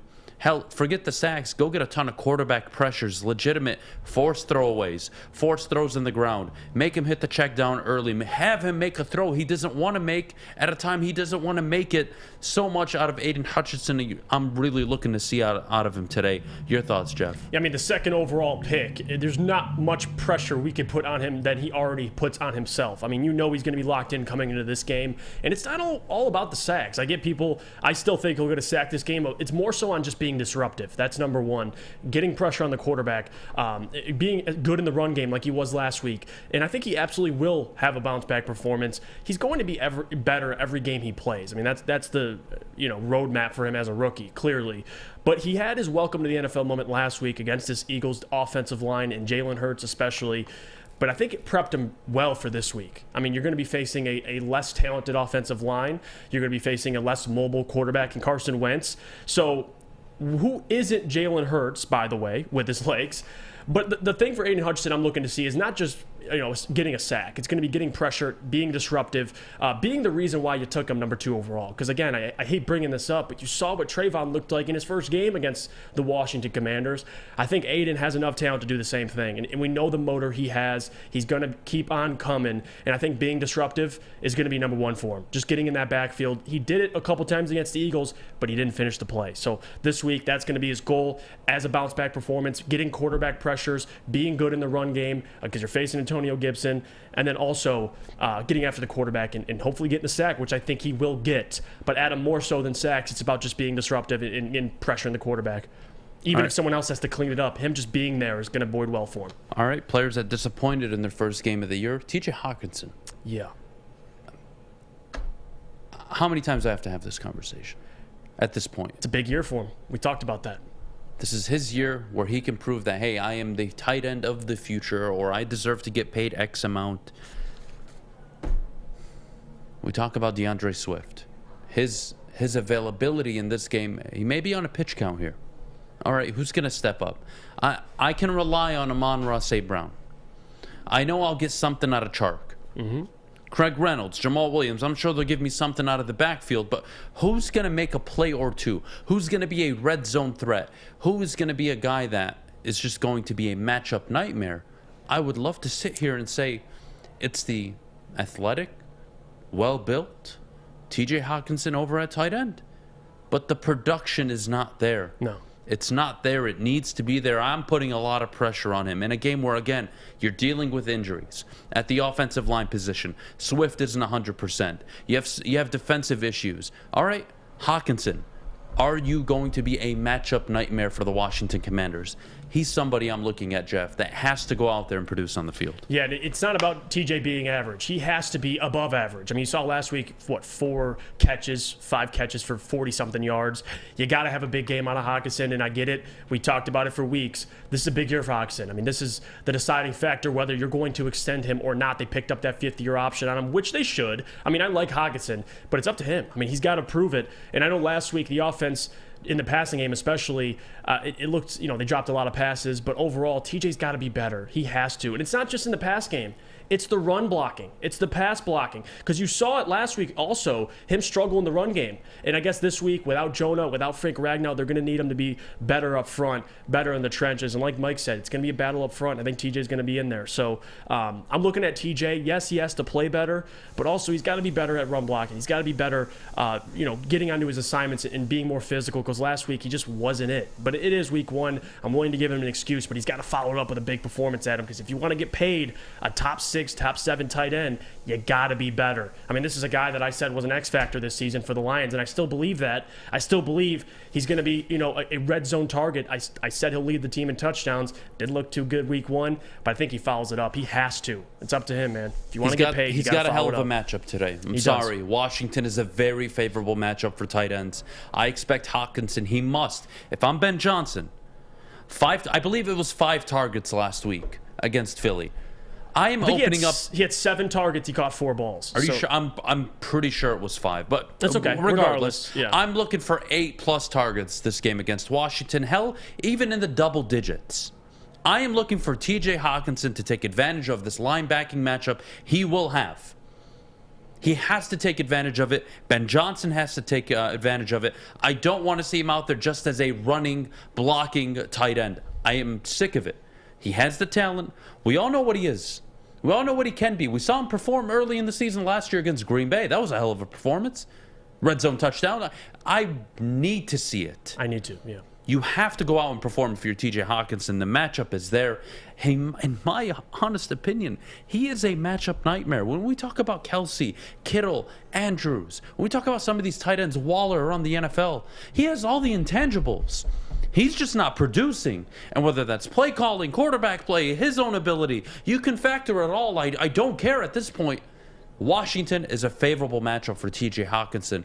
He's a guy I think will go out there today. 7 catches, north of 90 yards, and a touchdown. For me, he is the impact player that will compensate for, who knows, maybe the lack of mobility, ability from DeAndre Swift, your thoughts? I'm with you. Like I said, X factor on this offense. I mean, you talk about Amon-Ra, how reliable he is, and DJ Chark, his big playability. Besides that, I mean, Josh Reynolds, you need TJ Hawkinson. I mean, you do. I mean, you have an injured DeAndre Swift, a limited, rather, DeAndre Swift. He's going to get less carries this week. I need to see more out of TJ. I mean, especially this game, like you said, Adam, they don't have the linebacking core like the Eagles do. I think he's going to have better, in terms of mismatches, TJ's going to benefit more, but I need him to play better. I mean, the Lions do in general, in this passing game especially. If Jared Goff, we talk about guys that are reliable, guys that are safety blankets. I mean, Amon-Ra's that, but I do believe TJ is that other guy. He just has to show it. You got to, like Neil says, you got to show us, like Rick Ross always says. So for me, I'm expecting him to play better than he did last week, but ultimately it is. Like I said, it's up to him. All right, well, let's check in with the heavyweights downtown. They're all having a great time at all the tailgates, hanging out with people, getting free food. I mean, who wouldn't? Who wouldn't at this point? So let's check in with Spencer and Easy, see how they're doing. We'll come right back. We'll preview what's coming up next. We'll take a break after that, and then we'll get back to Around the NFL. I can't wait. Spence, Easy, go for it. What up, though? It's your boy Easy with the Woodward Heavyweights, and I'm downtown Detroit with my man, Jeremy. Would you ever eat a kneecap? For Dan Campbell, yes. For Dan Campbell? For Dan Campbell, yes. How would you go about cooking it? I don't know. I think you'd have to boil it first, and then probably put it on the charcoal grill or something. I don't know. What are the secret seasonings you're putting on the kneecap? Probably just some barbecue rub or something. I don't know. Salt, pepper, maybe. I don't know. Personally, I don't get all like everyone's like teasing Dan Campbell about the kneecap when like people are eating ass these days, right? That is true. I don't know why they're teasing them, man. What's the final score prediction for the Detroit Lions and Commanders game today? Well, I gotta go with the Lions win. I'm gonna go 31-24. I like that. I like that. 24 Lions. Shout out Jeremy, man. Thank you. I appreciate it. Thank you, man. Let's go. One pride, baby. Easy's such a clown, man. Man, heavyweights, man, doing heavyweight things. I love it. I love it. All right, well, let's take a quick break. When we get back, we'll go around the NFL, pivotal matchups around the league. Of course, we already highlighted the Bears and Packers. That is going to be a game you're going to want to look at. A lot of fantasy implications going on this week. We'll look around the league, who's injured, who isn't, all that and more in just a bit. And we'll see you guys, probably a minute. We'll be back in a minute, guys, so give us a second or two. For a limited time only, all new burgers and loaded fries at Big Boy. It's not a Slim Jim, it's the Big Jim. The chili cheese is such a tease. Guess what else is new? The bacon blue. How about upgrading those fries? Chili cheese fries, baked potato fries, nacho fries, what will it be? Satisfy those taste buds at Big Boy. Hey, this is Mr. Kearney, Chief Academic Officer at Academy of Warren. I want to welcome you to the brand new field house. The state-of-the-art facility has a regulation basketball court, volleyball court, soccer field. It can be used for 7-on-7 football. Our K-8 academic features AM, PM, latchkey, small classroom sizes, Learning Street, futuristic media center, free breakfast and lunch, Holton Mifflin curriculum, academic games, K-8 athletics and more. Enroll today at academywarren.net. All right, we are live in the Cuervo Zone at the Brass Rail, and yes, even the enemies are okay to come through here. Washington representing number 99. That was my number in high school. What's your name? Where are you from, James? Nashville, Tennessee. Okay, how the hell did you become a Redskins fan? Or, I'm sorry, a Commanders fan. My bad. Don't shut us down. Hey, they're always the Redskins in my eyes. All right. My grandfather was a big Redskins fan, so I was born into it. You can't hate on that, man. I was born into being a Lions fan. You think I chose this life? Hey, we both been struggling for the last 30 years, so I feel your pain. You know, it's funny. I went to a Redskins game like 2 years ago, and like driving in, listening to sports talk radio there, it's the same exact thing as it is here. Like, man, ownership sucks. We're never getting better. We want a new stadium, all that. You guys feel our pain. Yeah, I feel like we have a little bit more hope at the beginning of each season, though, to get that dash real quickly. But, yeah, it's about the same way, yeah. Oh, man. So what do you got? Who do you think's winning today's game, man? And you better say the Lions. I think it's going to be a good game. I think it's going to be a high-scoring game. And I think the Commanders are going to pull it out. Yeah, I think Wentz is going to throw for about 300 yards. All right, you got to comment. What about your players getting shot? What's going on with them getting shot, bro? That's a good question, man. R.I.P. Sean Taylor. And Brian Robinson. Brian Robinson shot in the leg. That's why he's not playing today. Yeah, Brian Robinson's going to be all right, though. He's going to be back in about 6 weeks, and y'all going to see what happens. Dude was already on a bike on the sideline, man. Hey, you're lucky. You're lucky that Chase Young's on the sideline, too. because he's used to ruining Michigan football team seasons. Oh, well, you're lucky Panay Sewell's playing today. You're lucky Ragnow's out, man. All right, fair enough. Fair enough. All right, well, have a good game. Enjoy it, man. Is this your first time in Detroit? It is, yeah. What do you think so far? It's been great, yeah. Yeah, best city in the fucking world, man. And we're having a blast. I left a little money in the casino, but it's all right. We all do. We all do. Well, hit you out. We got Cuervo on special today, so grab some Cuervo shots. Live from the Cuervo Zone at the Brass Rail. Go Lions! Go Commanders. Man. Hail to the Redskins. Oh, God. Oh, God. I love that, man. Got kind of dark in there for a second. Yeah, I mean, but that Sean Taylor comment, I have no comment on. I love Sean Taylor growing up. Yeah. He was a beast before that tragedy happened. one of the best safeties of all time. Oh, yeah, absolutely. Let's go around the NFL. We're back here on the Detroit Lions pregame show here on the Woodward Sports Network. Jeff, around the NFL, we'll start New England at Pittsburgh. No T.J. Watt. This to me is a make-it-up game. Look, I think the Steelers peaked week 1. They threw the kitchen sink at Joe Burrow and the Cincinnati Bengals. I want to give them the benefit of the doubt. I love Mike Tomlin as a coach. I love what he puts out for this football team. But are they going to have enough on defense really to, not that the offense of New England is something to fear, but boy, back-to-back weeks having to rely on your defense, I don't see it, Jeff. What do you think? No, I'm with you. I think this is a good bounce-back game for New England. Another thing, too, to mention, you mentioned no T.J. Watt, and now you have Najee Harris, who's healthy, but is he healthy? I mean, he's been banged up. He's been struggling so far this season. So for me, I'm going to lean New England. I think New England's defense is going to respond. I think Mac Jones is going to have a better performance. So I'm going with New England in the win at Pittsburgh. I just think, like you said, the Pittsburgh Steelers, week 1, they won, but in the weirdest way possible. I mean, Joe Burrow, all those turnovers, the missed field goal. There are a lot of things happening in that game. I got Pittsburgh losing to the New England Patriots. I'm with you. It's a tough one for me. I really want to go New England here, but Pittsburgh's at home. I'm going to give them a point only. I'm going to go 20-7, or excuse me, 21-20. Pittsburgh win this football game. You're going Pittsburgh? Yeah, I'm going to go Pittsburgh. I'm gonna go it's tough, man. It's tough. I'm going with New England. Miami at Baltimore. This is one of my favorite games to watch. Obviously, fantasy implications. I have a ton of players from the Miami-Baltimore game, so my eyes will be peeking over there. I got Lamar Jackson, Jalen Waddle, and the Baltimore defense. I'm going to go Baltimore in this one. As much as I love what Mike McDaniel has done so far with the Miami Dolphins, a lot of broken plays, broken coverage from the New England Patriots. Not much threat on the offensive side. I think it's going to be different this week with Baltimore hosting the Miami Dolphins. Can they get Chase Edmonds going on the ground game? I have a lot of questions. Tyreek Hill definitely is what we thought he was. Jalen Waddle, Tua Tagovailoa. How are they going to respond against a very gritty Baltimore Ravens defense? I got Baltimore winning this game, Jeff. I'm with you. I got Baltimore winning. The biggest question mark for me is Tua. And Tua facing a team like the Baltimore Ravens this early in the season, I just don't think he's ready for that Baltimore defense. I'm with you. I am the one who put Miami in my top 10. I'm really high on Miami. But Mike McDaniel is a new head coach. I think this is a wake-up call for him. They lose week 2 to the Ravens. I just think also on top of that, like Lamar, he's out for vengeance, and I really do think they're going to get a win, despite it being, it's at the Ravens, right? It's at Baltimore, yeah. So at home, give me the Ravens. All right, fair enough. We have Tampa Bay visiting New Orleans. Actually, I think New Orleans wins this game. I don't like what's going on with Tom Brady. I don't like what's going off the field. And you know what? I'm probably going to regret it because every time I've bet against this man, for some reason, he wins. So, you know what? Karma coming in the way. Tampa Bay probably wins, but I got New Orleans on this one. I like what they offer on defense. I think there is something going on. Chris Godwin now injured. I don't like what I'm hearing out of Tom Brady. The Bucs have always struggled against New Orleans since Tom Brady has been there.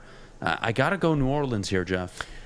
I get it, but I'm going with Tampa. And fair enough. You know the New Orleans record against Tom Brady. I think that he hasn't beaten him once since he's been in Tampa. But for me, though, like Tom Brady last week against Dallas, like he knew what his record was against Dallas. You don't think he knows what his record is against New Orleans? Like he's going to come into this game very motivated. I know they don't have Chris Godwin. They still got talent defensively, which I don't think people talk about.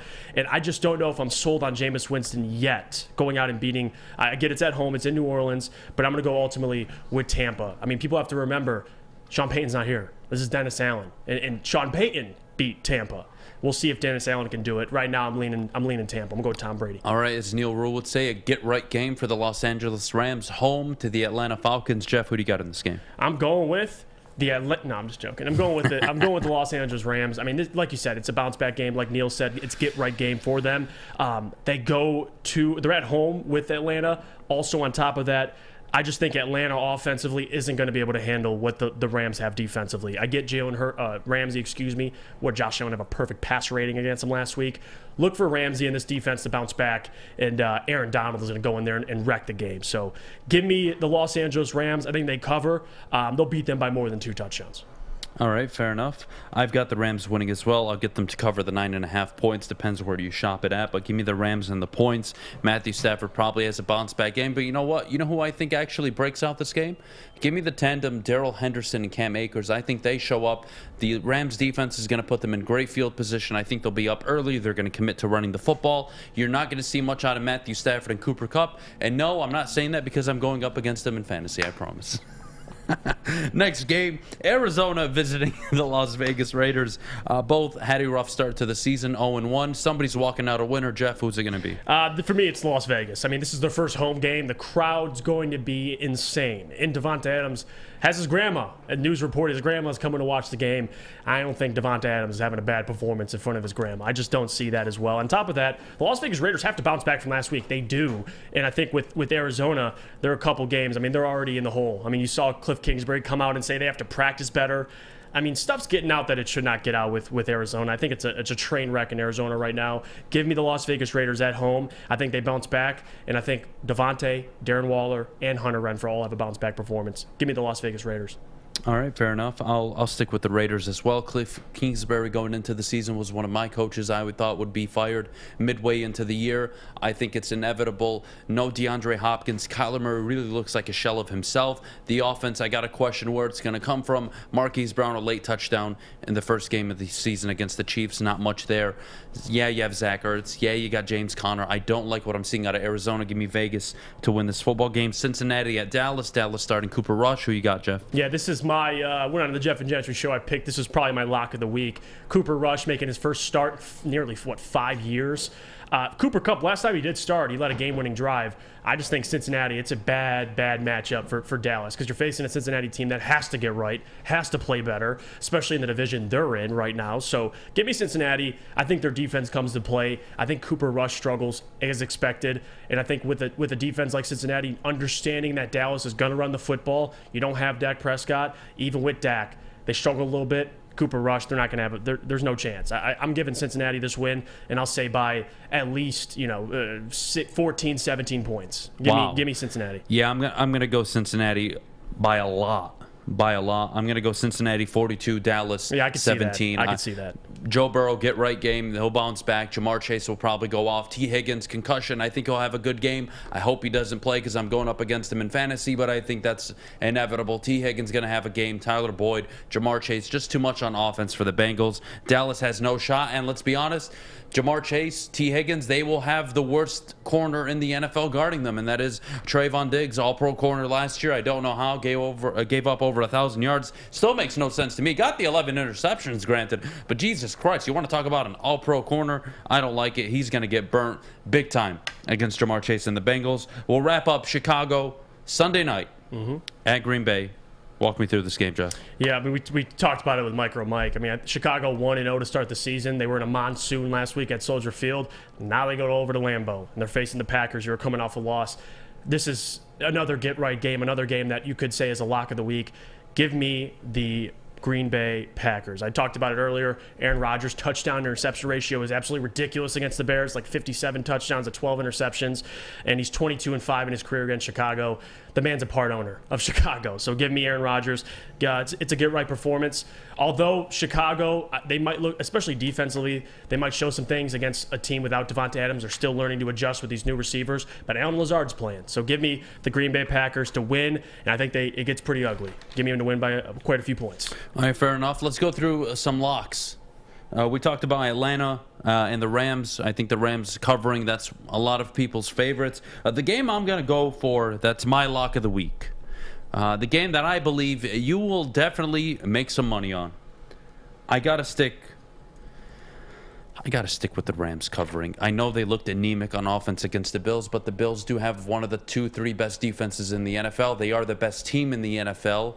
I would say Cooper Kupp is going to have a field day. Cam Akers, Darrell Henderson, I think they both will have a good game. The Rams defense, for all the struggles they had against Buffalo, they did force a few turnovers. I expect that to be more against the Atlanta Falcons, who... Look, Kyle Pitts is really your only threat on offense. Cordell Patterson, I'm not too worried about. I don't see Atlanta scoring a ton of points. Give me the Rams to cover 9.5. That's my lock. I like it. That's a good lock. Rams are definitely going to bounce back, especially they have another game at home. First 2 games are at home. You face the Bills, now you're facing Atlanta. Easy get right game for them, so I'm with you. I think they cover. All right, fair enough. Well, let's check in with Easy and Spencer one more time, and then when we get back, we'll have the conversation. Can the Detroit Lions trust Jared Goff? We'll get to the heavyweights, so we'll take a break, and we'll be back shortly. What's going on, everybody? It's your boy Spencer from Woodward Sports. We're downtown before the Lions-Commanders game. I'm here with Cliff. Cliff, how you feeling today? Fantastic, buddy. How you doing? I'm good.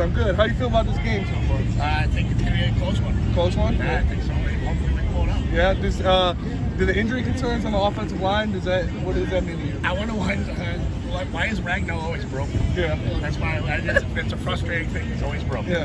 It's part of the game. You know? It's part of the game, yeah. Injuries happen, it just seems to happen to him a lot.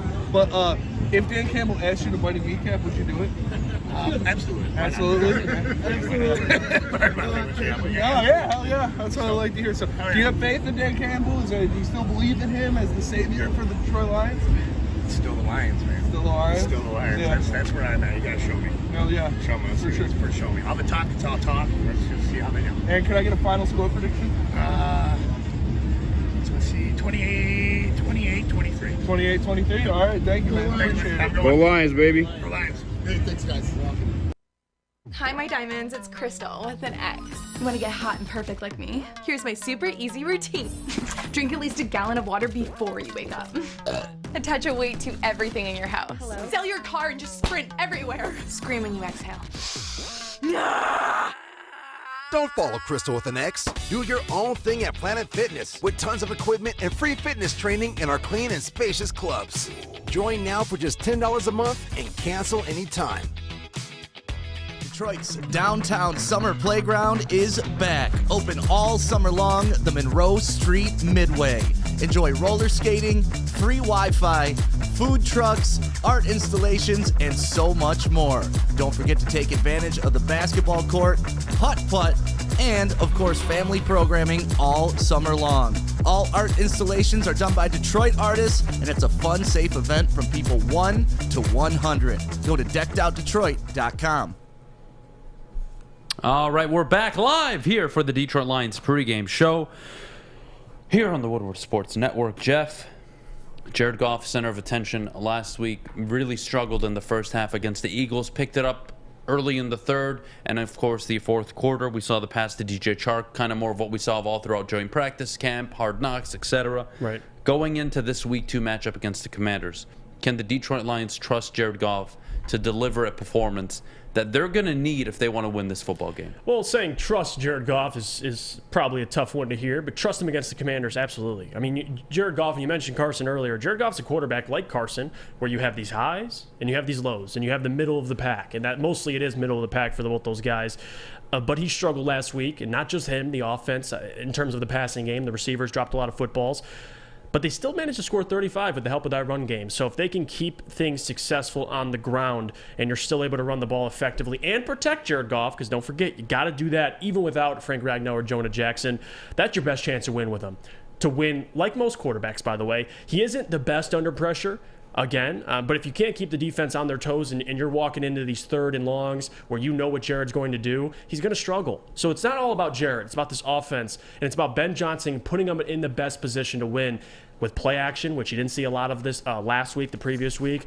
You're hoping they implement more of that for him because he is one of the best quarterbacks in play action.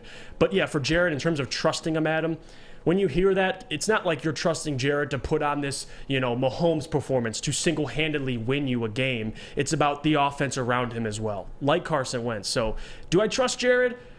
But do I trust this offense? Yes, I do. To put him in not compromising positions. We'll see if they can run the ball effectively and they can protect Jared Goff at him. I think it's the right thing to say. Yeah, I can trust him. Ooh. It's a big aspect of this game. It is. And what kills me the most going into today's matchup is I think it is a favorable matchup for the Lions offense for a second consecutive week. I think you're going to look at this offense for the majority of the season and say they're probably going to get theirs. It's whether or not they can make the plays when they have to. Going back to last week, 3 and out after a turnover on downs, football 101. That is so unacceptable. No. The momentum completely shifts back into the opposing team's hands. You really ruin an opportunity to jump on a team. We saw the Chargers fail to do this, right? The Chargers jumped on the Chiefs early. The Chargers were at the goal line. And then the pick six, the rest is history. Kansas City goes down, wins the football game. We all know what happens. But momentum is so important. What the Lions need to understand and do more of under Dan Campbell is seize the momentum, take advantage of it, and go out and, whether it's 3 points, 7, doesn't matter, go get something to jump out and really start having the opposing team question their game plans. I think Jared Goff is going to play a big role in that. He's going to have to show up. When we have the conversation, can you trust him? It's not that I trust him, I need him to go out for 260, 270, 2 touchdowns, maybe even 3. It's going to have to be a very, very damn near perfect game for Jared Goff.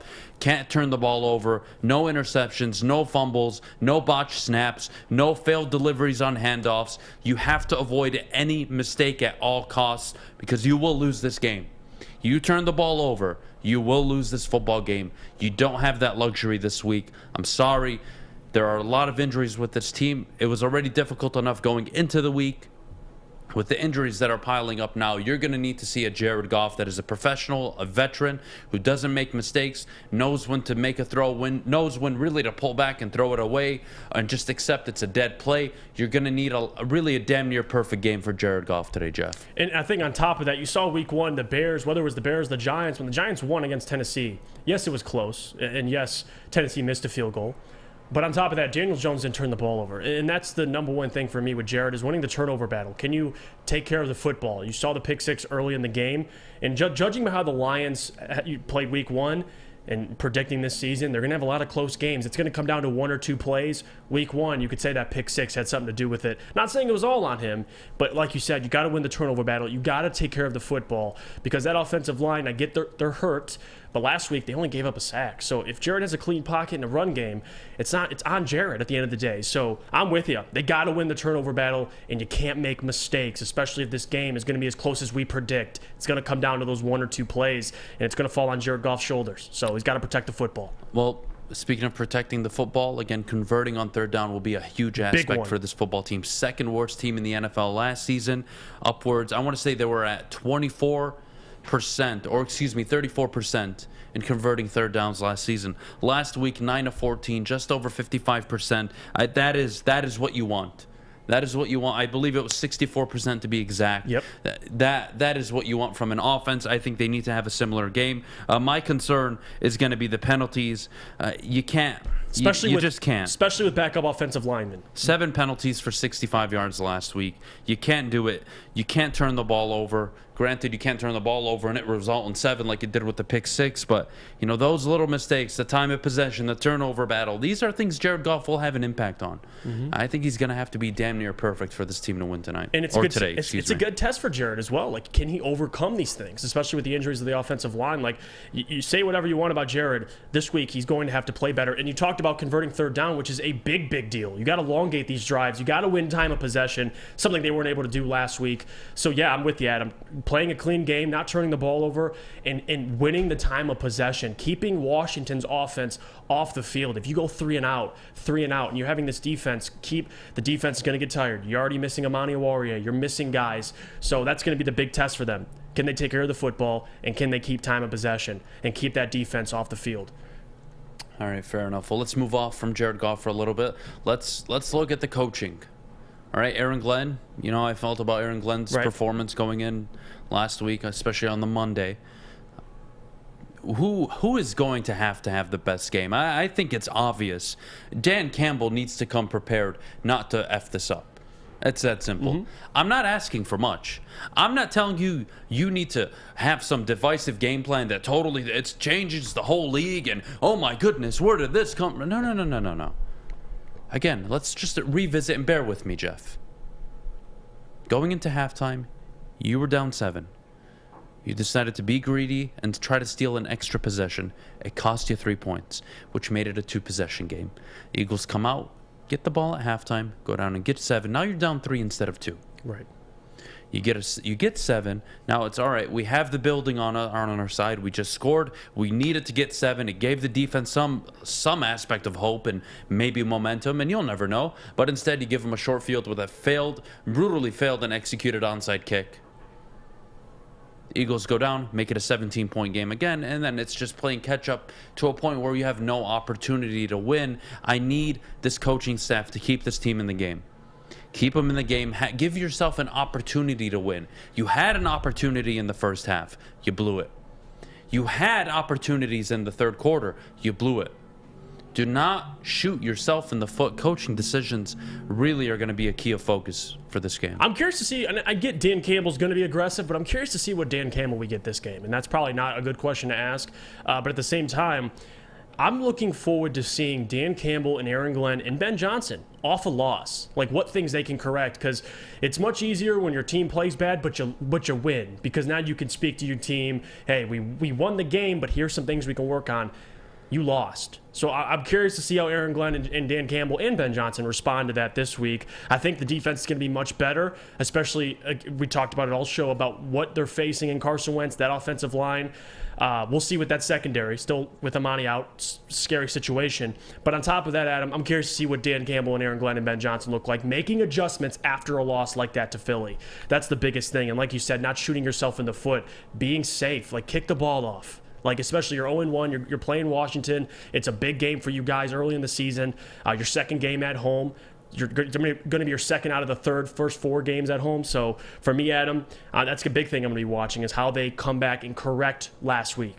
All right, fair enough. Well, we have a few minutes. Let's get into fantasy football here on the Woodward Sports Network, our leagues. I'm playing Flannel Sam. Who are you going up against? I'm playing Braylon. Oh, okay. Yeah, Braylon Edwards. All right, well, I gave Flannel Sam some piece of advice before Thursday night's action. He does have Patrick Mahomes. And I went to his office. I said, hey, Flannel, hey, buddy, let me help you out here tonight. You willing to take some fantasy football advice from me? He looked at me and said, sure, Adam. I don't mind. Go for it. I told him, how about you bench Patrick Mahomes tonight? I don't think he's going to get you more than 15 points. And Flannel, of course, looked at me and said, oh, Adam, he's my first-round pick. No way in hell. Patrick Mahomes ended up with 17 points, dude. I was so happy with that. I'm glad he started him.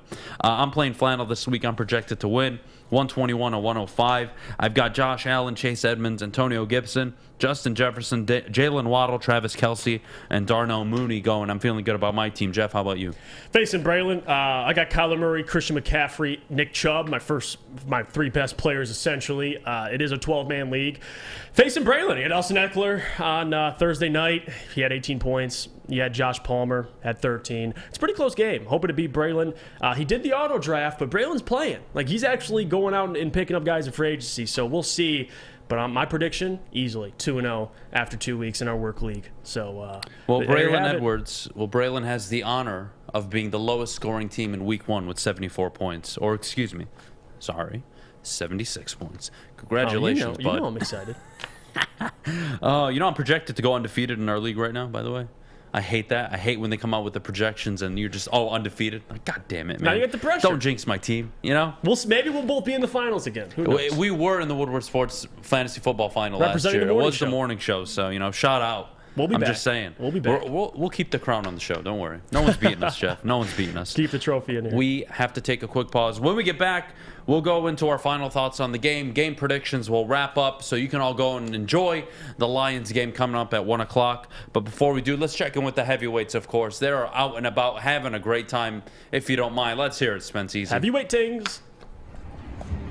What up, though, everybody? It's your boy Spencer. We're downtown before the Lions-Commanders game. I'm down here with, what's your name, man? Mike. Mike, how you feeling about this game? Good. About to get our first dub. Give Commanders go. their first ever loss, right? All right, hell yeah. If Dan Campbell asked you to bite a kneecap, would you do it? You already know. You already know? Hell yeah. Oh, yeah. That's what it's all about. Does the injury concerns on the line, what does that mean to you? That's tough, man. That's tough. We was just talking about that, man. But I'm good about the defense.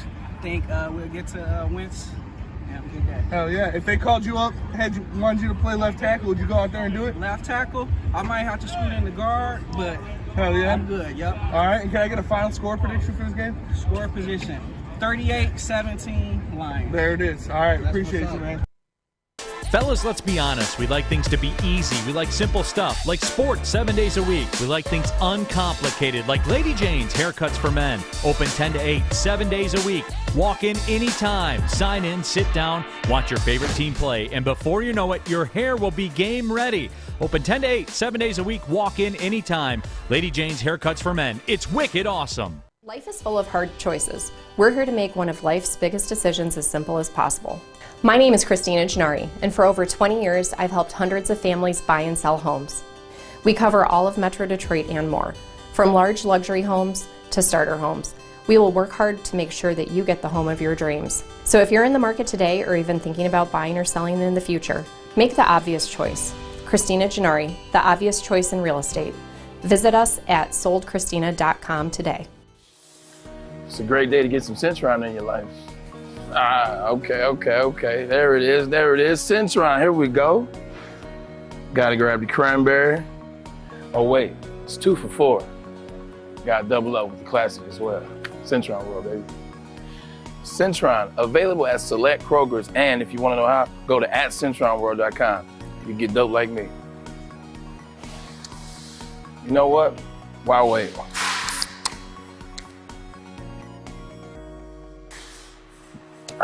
Great taste, guaranteed.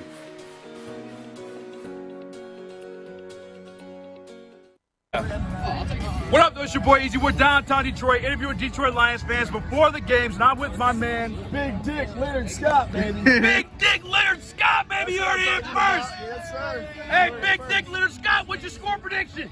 I got it. I'm getting him one tonight, big fella. Would you eat a kneecap if Dan Campbell asked you? Oh, I'd eat 2 of those motherfuckers. What do you mean? What would you put on it? Oh, money-wise? What are you talking about? No, like on your kneecap. Like what kind of seasoning? What kind? Are you putting ketchup on it? Steak sauce? I ain't putting no ketchup on my goddamn knee, baby. I'm putting fucking nice A1 on that motherfucker, dude. I'm ready to go, baby. I'm eating that fucking kneecap. What do you think tastes better, a kneecap or ass? Fucking kneecap, baby. Fuck that ass. Fuck that ass. I don't want no poopy shit on my tongue.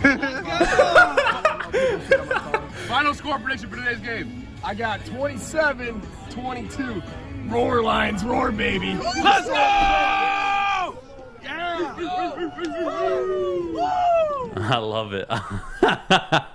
God bless the heavyweights. Hell of a job out there. I'm glad they're enjoying themselves. What is going on over there at those tailgates? I don't know, man. Some freaky people out here in Detroit, man. A lot of ass, man. All right, well, Shout out Jeff, to heavyweights, man. Jeff, final thoughts on the game. Here we go. Is it a must-win? Walk me through this game. How important is it for Dan Campbell and the Detroit Lions? They are now underdogs. The line has moved. They're now a 1-point dog at home. Jeff?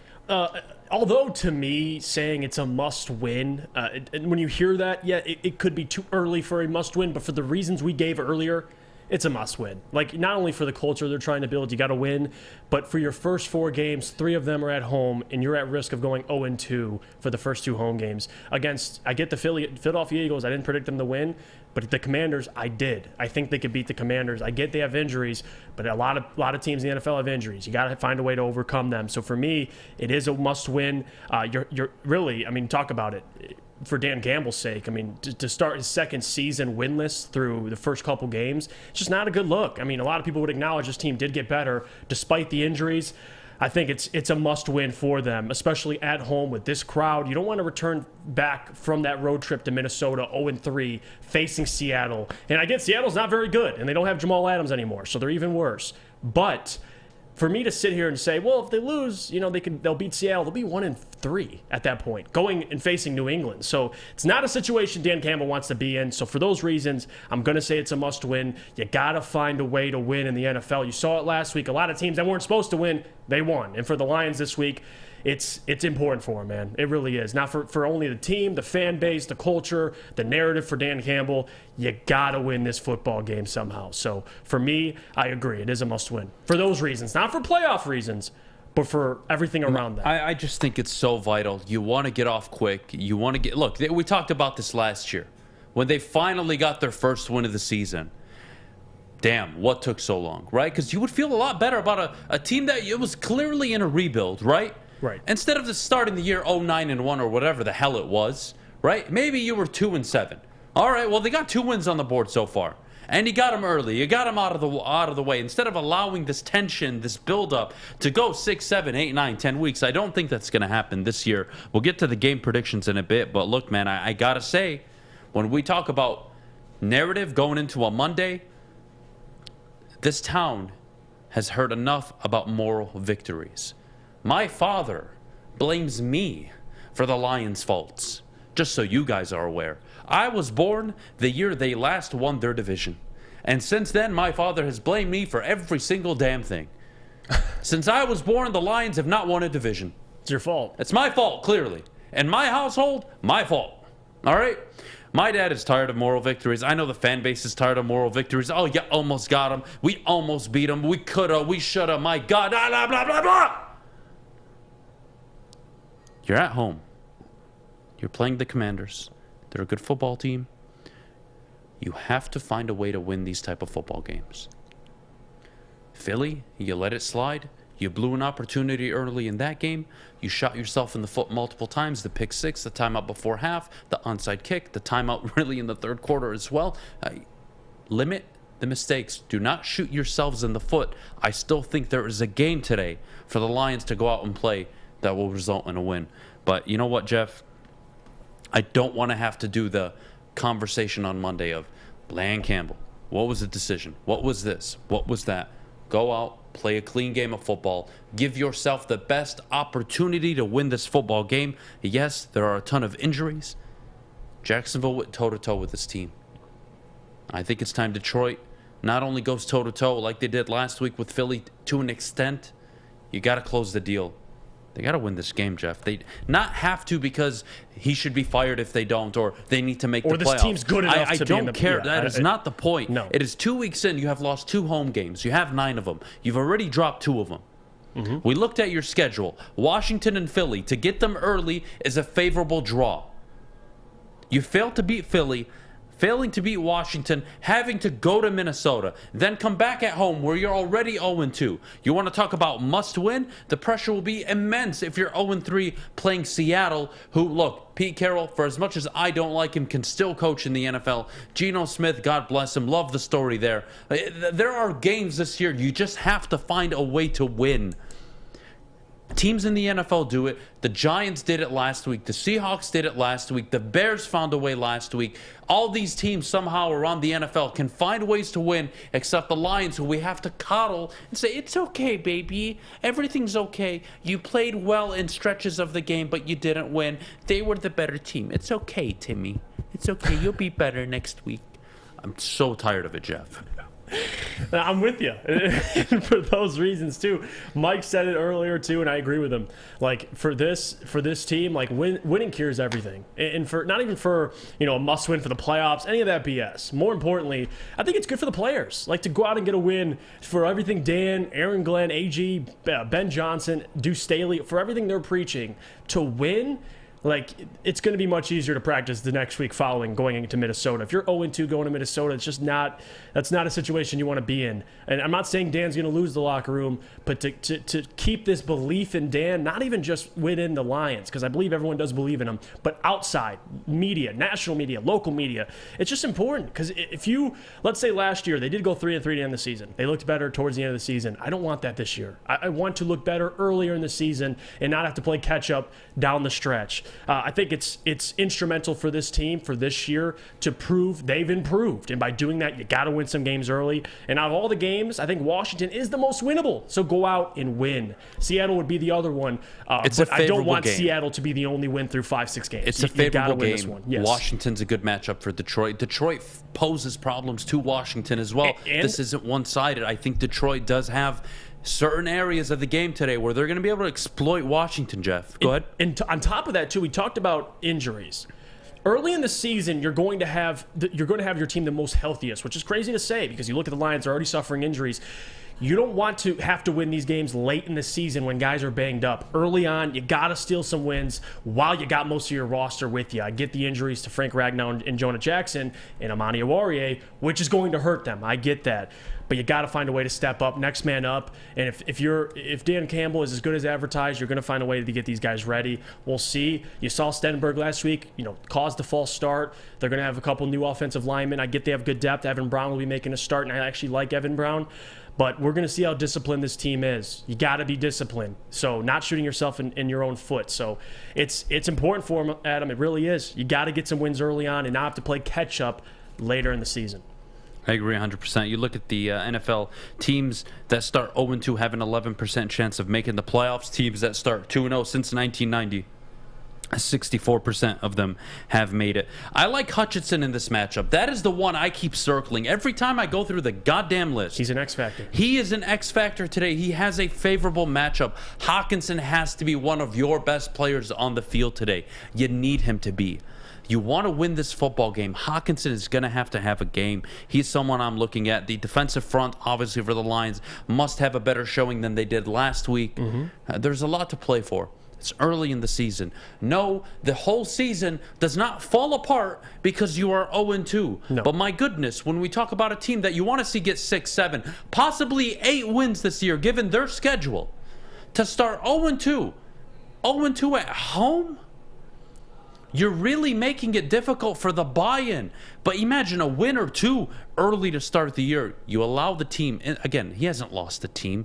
This is not the case. But not yet. It makes it difficult. The longer you go without winning, the tougher it is to buy into what anybody is saying. Right. I can lead you to the well all I want, but if we keep going and it's empty, it's like crying wolf. It's like when are you going to do it? It's the same thing you can make, and I get their better rosters. I'm not comparing the rosters, but with Mike McDaniel, people call him goofy. People say this and that. They win week 1. Now everyone's like, you know what? I like Mike McDaniel. You see Nick Sirianni last year give the most cheesiest speeches. They still are winning games. So you're right. Winning does cure everything. That's going to be the most important thing. I get the Lions aren't ready to go out and win a bunch of games, but you got to show improvement. And to me, improvement starts early in the season. So we'll see. I think coaching is going to be the most important thing because when you lack talent, you rely on coaching. And that's where guys like Dan, Deuce Staley, Aaron Glenn, and Ben Johnson step up. And I think they've been doing a good job. But last week, they got to turn it around. The defense can't give up 30-plus points again. And I think Aaron Glenn, they're going to have a bounce-back performance, but without Ermanni Awarrior, it does hurt them, but we'll see. It's a big game. And without that offensive line, because really your biggest strength is your offensive line, and that's what I said earlier this week. I'm not too worried. My biggest strength, the Lions' biggest strength, is facing the Washington's biggest strength. Now you're missing some guys. So they're treading some water at them, but you got to find a way to win. You can't sit up here and make excuses. And these injuries aren't helping. Let's be real.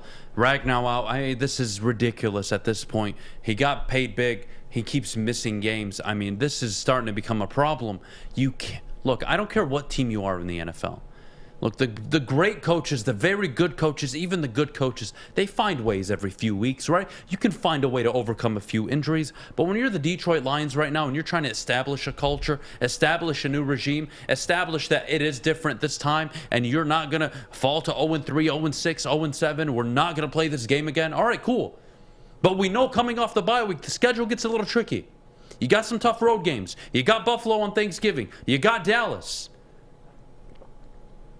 Be very careful. Take advantage of what you have in front of you. Carson Wentz is a turnover waiting to happen. I think there is a window here for the Lions to walk away from this game with a victory. So, having said that, let's get into game predictions. Jeff, I'll let you do the honors. Who wins this football game? Give me a final score. I'll tell you this. I'm less confident than I was this week about the Lions winning because of the injuries they have. But I'm going to speak it into existence because how important I believe this win will be for the culture Dan's trying to build. So I'm going to say they win. I think they win by a field goal.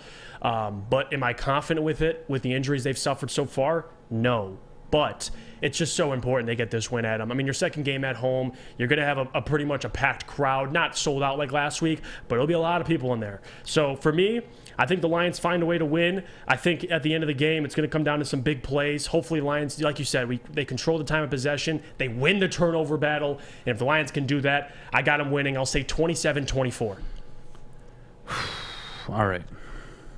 Look, as much as I want to give the Lions the benefit of the doubt, there's so many things they have to do right to win this game. Do I think they can do it? I don't. Going in Friday we had this conversation before the injuries. I said I would take the Lions in a close game, 27-24. Before those injuries were official. I think Washington narrowly escapes. Carson Wentz doesn't have the best game. I just don't see it, Jeff. Unless Hawkinson can do what I'm telling you he needs to do. Right. Unless Aiden Hutchinson, the defense, can recover and have a phenomenal performance and really get after Wentz. This has Washington written all over it, but I'm going to stay true to what I said Friday. Even with the injuries, I'm going to go for a close game. I still think it'll be close. Washington likely to win, but I'm going to go 27-24. I'm going to stick with it. Lions win this football game. Huge game. And that is going to wrap it up. Could go either way. That is going to wrap it up for us. Thank you to everybody who tuned in. Make sure you like and subscribe on the Woodward Sports channel. We appreciate all of you for joining us this morning. Shout out to everybody downtown. Enjoy the game. Washington Commanders visiting the Detroit Lions. 1 o'clock game kickoff. I'm very excited. You all enjoy the rest of your Sunday. Enjoy football. Thank you so much, Jeff, as always. Thank you. Kareem, thank you so much for having us this weekend. Catch us Monday on the Morning Woodward Show, 8 to 10 a.m. live on the Woodward Sports channel. We'll see you guys.